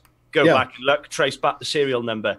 Always check your serial numbers and the scratch and sniff thingies. Make sure you always, you know, check them up on the websites, and you will know if you got the... I know I'm preaching to the people that already know this shit, but no, you're good though. It's absolutely a point to be made. I mean, it really is, because the funny part about it is that one thing that confuses people that are buying secondhand high-end stuff is that people's expectations of high-end usually means, oh, fancy package. Yeah. No, actually, most high-end comes in Ziploc bags wrapped in bubble wrap. Yeah. You know, I mean, they do. Most high-end shit, they're saving money on the fucking packaging because they're charging you so goddamn much for the product to begin with. So when you receive the secondhand product in a Ziploc bag wrapped in bubble wrap, you're thinking, is this legit, or I mean, is this really the thing? And the problem is that it is, so it confuses a lot of people that are thinking they're buying an authentic. So real quick, all right, I'm going to start off of this topic here, which I know you guys are going to comment on, but I want to get to something real quick before that. We have another one that says, the question should be, if a reviewer had a product they invested time and money in, would they review a clone of it? And I would say, hell yes. When I come out with my RDA and if a clone comes out of it, I would definitely take a look at that. And we have seen that before. I forget who it was, but someone did a review of their own RDA that got cloned. It was Jay Hayes. Jay Hayes. Oh, okay. Yeah, there you go. It was a 502, wasn't it? Of course. Yeah, it was a 502 clone. Yeah. Another thing would be... And the one that didn't suck back. Another thing would be, do you think there should be more of a database of serial numbers? Yes. Because it's not as readily available. Like, you don't get scratch and checks with a lot of these authentic, devices. No, you don't. No. Because Usually, the packaging is so lax. Yeah, if you're lucky, you get an authenticity card. Right. That's if you're lucky. But there should be, in my opinion, there should be a whole serial number database on the company's website, that says exactly which one everything is, every single serial number. Yeah, but will that be cloned, though? How? Well, if they've got a great big list of all the serial numbers, the only thing they'll do is set the serial numbers and put them on the packaging. No. Yeah, probably. Well, I mean, like, look at it this way. I contacted when I started looking into the warhead. I contacted the company directly after speaking to a few high ends just to verify exactly what I had in my hand. And of course, they were like, "Hey, no, where'd it come from? Go blah blah blah blah." And when I explained the situation to them via email, how this came to be, they were like, "Oh God, that poor son of a bitch." I mean, that was from their standpoint. They were like, well, damn, he was actually trying to buy our product and got fucked on it. Well, that's terrible, And I told them, I said, look, I'm going to do a review, but I'm going to talk about the process of how they should go about it. And the one thing is most of these high-end companies out there, they may not be the fastest at responding, but you can contact the companies and actually verify the authenticity of the device, because companies are actually more apt to verify the authenticity than the lack thereof. True. The simplicity of the design makes it easier to clone, i.e. why Kennedy gets cloned so often, and so many people have questions on the authenticity. One good way to test it out is just send it back to him for a warranty repair. If you don't get it back, it's because Steve Kennedy himself threw it away in the garbage because he does not tolerate clones, which I more respect to him for doing that, because it's literally like taking something that is a copy of your intellectual property and you get it back into your hands. What else are you going to do with it? You're going to destroy it. You're going to throw it away. I mean, I don't blame him for that. And it's unfortunate for the people that were expecting a warranty repair for their broken clone Kennedy. But at the end of the day, you cheaped out. You got a thing for $20 or whatever, and you don't get it back. You don't deserve it. The other thing as well is you've got to look at it as well. This money that they're taking away from the actual people who have made that product. I know Roy's just put something in there. I'm not saying so much about if it's going into certain companies or certain people that's to do with illegal stuff, but also is it taking money away from new products that's coming out? New innovative. Have I said that right? Innovative. Innovative.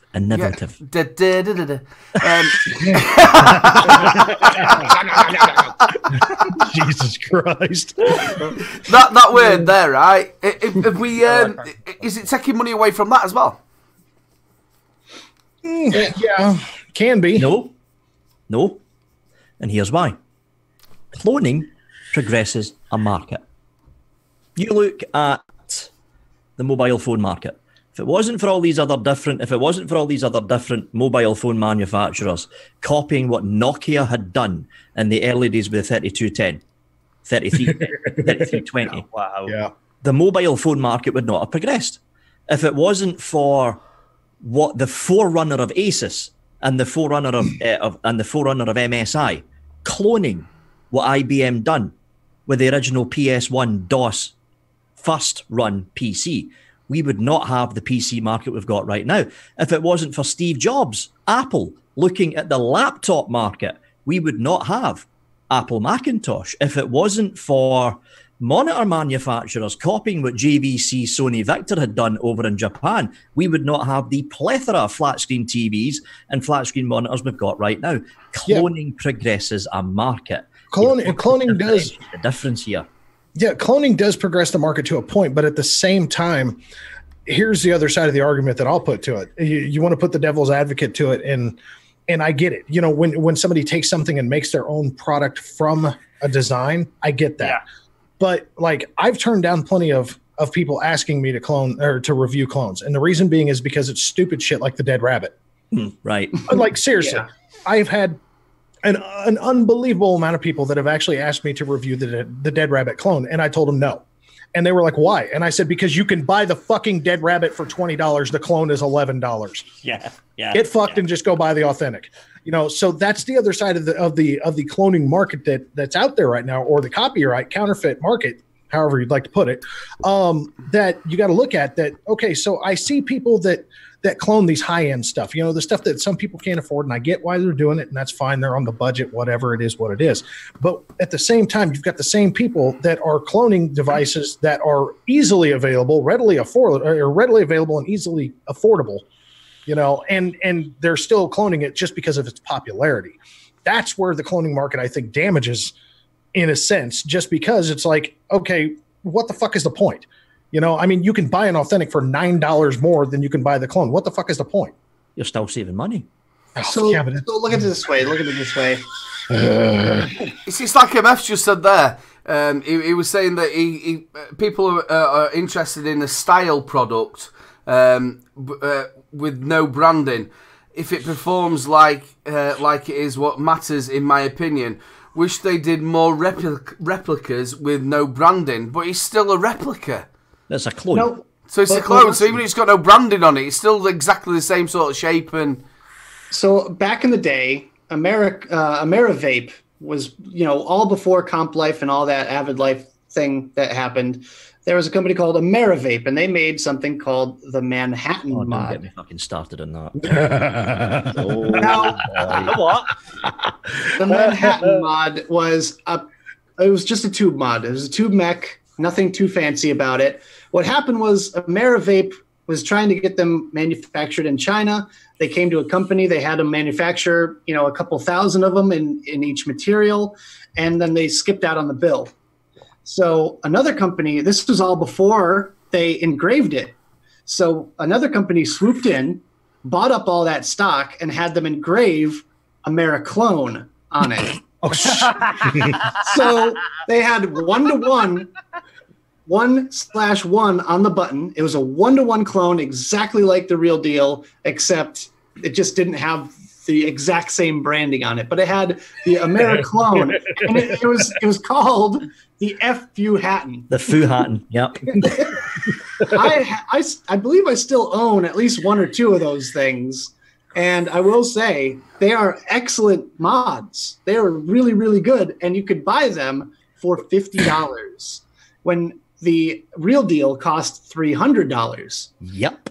So that's and the same exact thing happened to 528 Customs. 528 Customs went out and bought or paid or didn't pay for a bunch of goons, and then they I think they actually still had the actual engravings and everything on them, and they didn't pay for them, so they were just left with a whole bunch of authentic goons that they couldn't sell as authentic because they didn't get the money from 528.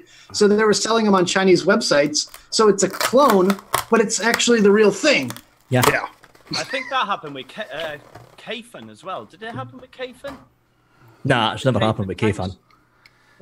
Did someone end up going and buying about 1,000 odd of them? But with K-Fun and with things like that, like the K-Fun, it's more limited. It's very expensive and it's a little bit more limited. Tobacco came in. Tobacco started off by producing clones. Yeah, but bloody good clones, actually. They made damn good clones. They had damn good K-Fun clones. They also did the Velocity RDA. Yep. They did a damn good Velocity RDA. They actually improved on a few things. And they also made, you know, the 30 millimeter version and things like that never came out. There's actually like a Velocity V3, which never actually happened. but it's only available in clone form, but it still holds the same name as the authentic counterpart, which never existed. So there it is. There, MoBro's got it. Yeah, there you go. So it just kind of goes to show what kind of like what Vic was talking about, how it improves the market in a way. But it pushes the market on because here's the thing, right? Let's say the original IBM PC was never cloned. It was never cloned. And IBM had the market by the balls, which they did have for a decade and a half. They were driving the prices up because they knew that nobody else could actually compete with them because no other manufacturer was able to do what IBM was doing with the North and South Bridge chipset at that point in time with the Cyrix and old Intel chips. If it wasn't for China saying, hold on a fucking minute, we're supplying you with the chips. We're supplying you with the specs. And you're getting what is essentially a $5 circuit board and charging upwards of $1,000 US. What if we took those chips back from you, put them in the same fucking board, slap some generic Chinese name on it, and sell it for £150? And that's exactly what happened. And look at the PC market now. Clones do progress a market. Yeah, but look at fits. But like you said, they didn't put the name on it though, didn't they? They didn't put IBM and then made the same style keyboard, and that's the difference, isn't it? Yeah, it's a clone. Well, and at this point, I mean, there's so many, not even advancements, just the companies themselves pushing the market themselves by themselves without any counterfeiting whatsoever. The industry as a whole is competing against itself so much right now that you almost don't even need a counterfeit market. Well, you know, aside, not nowadays. No. I know. You know, you got Smoke, you got fucking iJoy, you've got fucking Joytech, you know, you got fucking Wismec, you know, you've got all these bigger companies that are just pumping them out, man. So it's like they're just driving. I saw a comment earlier that said, I'm trying to look for it now, but I don't. Oh wait, there it is. Jay Jerry says people need logos, so they bought a high end for their hand checks on Facebook. Yes, yeah, true. Yeah. But my point was going to be here that why don't more manufacturers come out with the styled devices, or even just you can clone a Switch design, or you can clone the look of a device. Just don't put the logos on it, or call it something different because popularity. Because popularity. Yeah, that was the point I was trying to make. This industry is so vain that we need that logo. We need to show people. And I also think that's sometimes why reviewers do go and get them, because they wouldn't have just say it was called Peter Pan's mod, but it was actually, it should have been Purge's Pan. You know what I mean? Well, that would have to be a single too, because it would never grow up. They wouldn't have gone. Yeah, exactly. They wouldn't just suddenly do that, because a lot of reviewers go because they want the views on what they're actually reviewing. I think it's really nice of him to say, well, I'll tell you what, the reason why I'm doing it because I don't want the clone to blow up in your face. But not really. You're looking for the views on it because you can't afford to buy the original one. Well, okay, like I gave a description to one of my subscribers who was emailing me back and forth about reviewing some clones and trying to get me to review a bunch of different ones. And I basically, I kept telling them, they were trying to get me to review the cheaper devices, the mass-produced Chinese devices, and they were trying to get me to go after them. And I just had to break it down to where I was just done with the conversation. And I just basically said, look, I said, you can either get fucked by an 8-inch dick or you can get fucked by a 4-inch dick. Either way, you're getting laid. Okay, but the 8-inch dick is going to give you the bigger job. So just go for the bigger job and get it over with. I swear to God, that was the quickest end to a conversation ever. Nobody fucking well. Why would you want an 8-inch thing up your ass and not a 4-inch? I'm just telling you, man. The last thing I want anything 8-inch anywhere near my rectal passage. I'd rather go with a 4-inch, son. No, but I'm telling you though, it was just like, you can either take the full job or you can take half the job. But either way, the job's going to get done. It's your choice. But I'm not doing it. Okay. Yeah, but there'll be somebody fucking spitting. Quitters ain't quitters. Actung. Wow. And I was thinking to myself, while you were ranting about, dick sizes and everything, I was thinking, Dicks? why? He's on about a stick. The splinters and everything. I might get into reviewing. Oh God. Why isn't the clone market more on? The clone market currently is more for atomizers and mods, right? But it's also in other aspects of vaping. There's literally cloned cotton out there. Oh yeah.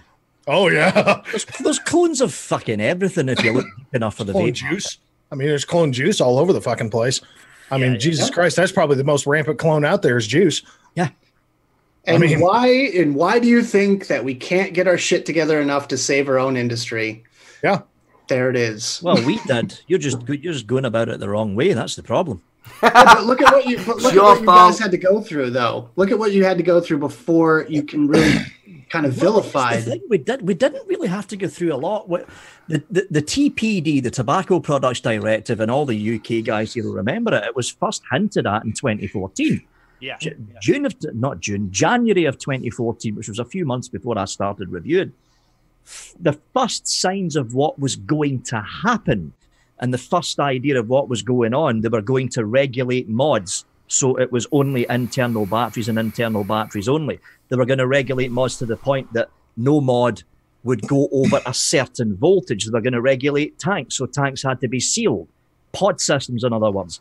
And within the space of about 7 months, that's all it took. 7 months from the end of 2014 to around about halfway to the end of 2015, the forerunner, they weren't called the New Nicotine Alliance, it was Dave Dorn and his group, went over to Brussels and told them, "Oi, get back." And because everyone's fucking scared of them, they backed off. It only took 7 months. That's all it took. Like how big would that stick?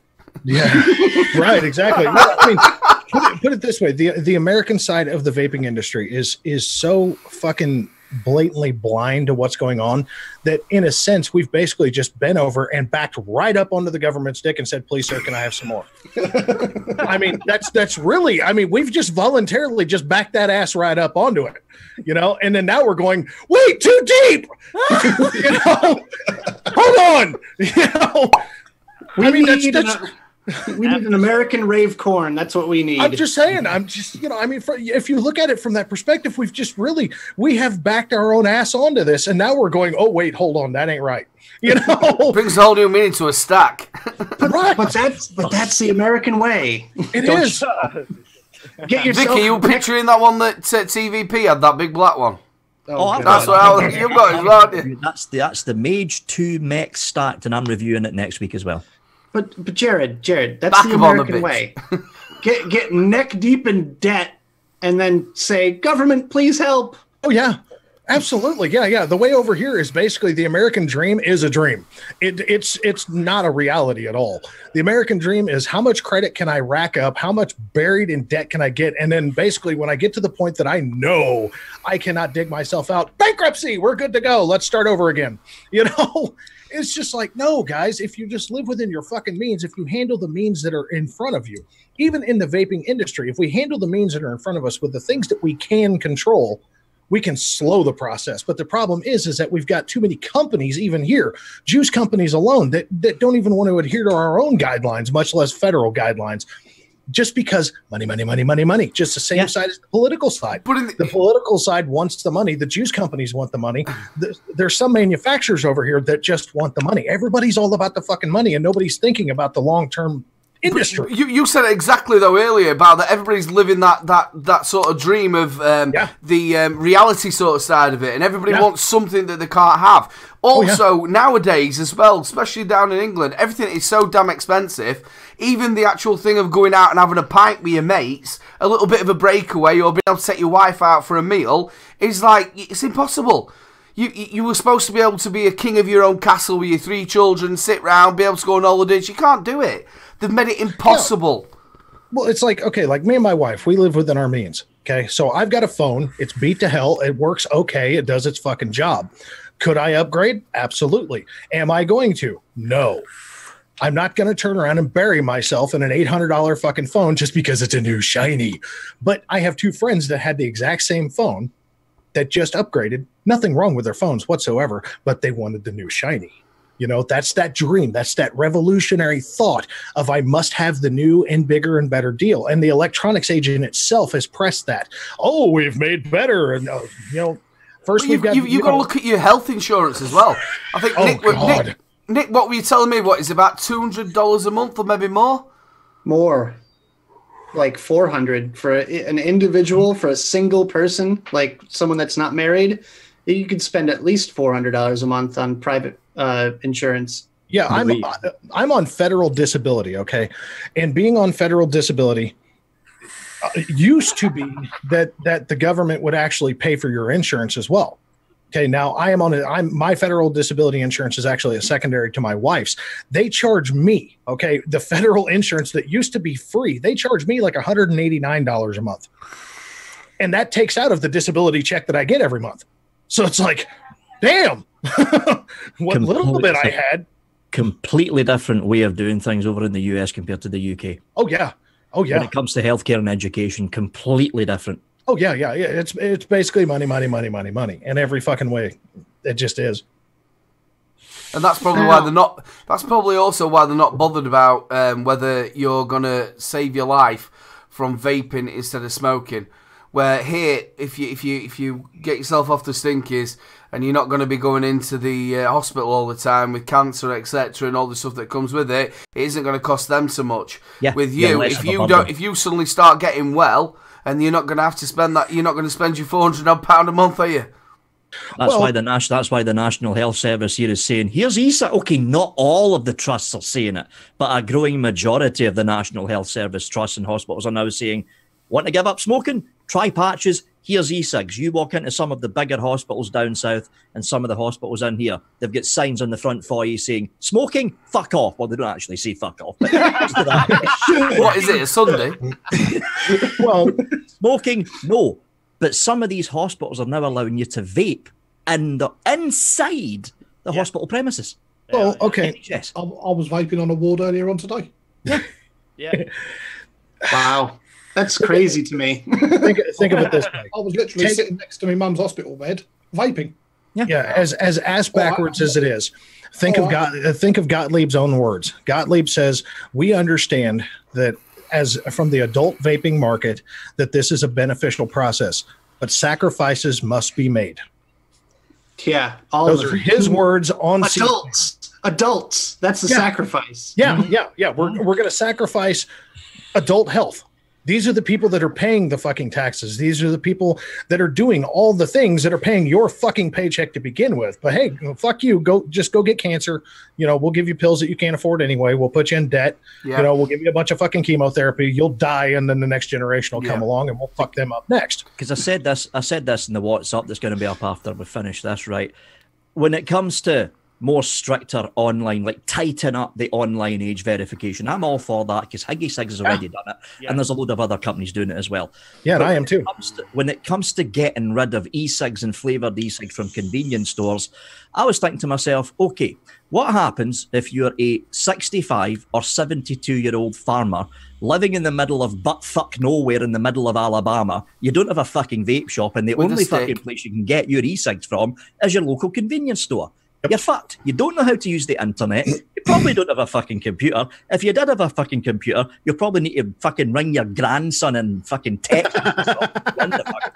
What's that person going to do? They're going to go back to smoking. Yeah. That's what they're going to do. Yeah. Fucking scary. It's scary. It is. I mean, that's not wrong. And I hate to turn this show into something that's doom and gloom, and I've really struggled the past few weeks. Doom and gloom. It's doom and gloom. But I personally I feel like my channel has even struggled like coming up with vlogs and stuff because I want to report the news, but at the same time, it's all bad news. It's all bad news. You need to report on some of the news over here in the UK, but actually, you better not report some of the news over here in the UK because it'll just piss even more people off. Yeah, that's the problem. It's like the only news that we could actually talk about that is more doom and gloom than what we have going on is Australia, and it's just like, oh, for fuck's sake, oh man, they're royally fucked. Yeah. Well, on that note, we've gone a little bit over time. But, I couldn't help, having a conversation with Vic. I haven't talked to him in a while, so. Yeah. But I think we should call it here, guys. Yeah, let's just go around real quick and say our goodbyes, shall we? Start it off with Mike. Bye. He just pulled a Vic. Fuck off. Yeah, thank you, everyone. Sorry I was a little bit late in the beginning. Hopefully I'll be around next weekend, and hopefully we'll see you in chat next weekend. There we go. Pass it on off, Mike. Let's go to Aiden. Ladies and gentlemen, it's always a pleasure. Thank you so much for everybody in chat. You've kept us going. Hopefully, make sure you join us next week, same time, same back channel. It's been lovely to see everybody here. Big love to Mike. Hope everything goes well with your mum, mate. We're all here for you if you ever need us. You know where we are. Thank you very much to our special guests, all three of them. It's been absolutely fantastic. People, you are a bunch of stars, and we'll see you again. Down to MoBro. Yay! Thanks for having me on, you guys. It's been a pleasure, as always. I love it. I know I've been speaking much, but I've just been listening to everyone's opinions and going, yes, I agree with this. yes, I do. Yes. Yes, I do. And the lovely ex-missus as well. She deserves a shout-out for keeping me fed and watered tonight. But it's been a pleasure to be on the panel once again. So thank you to everybody in chat and on the panel. I love you all, and I will see you very soon. Bye-bye. Who should I hand it over to? Jared. Piss.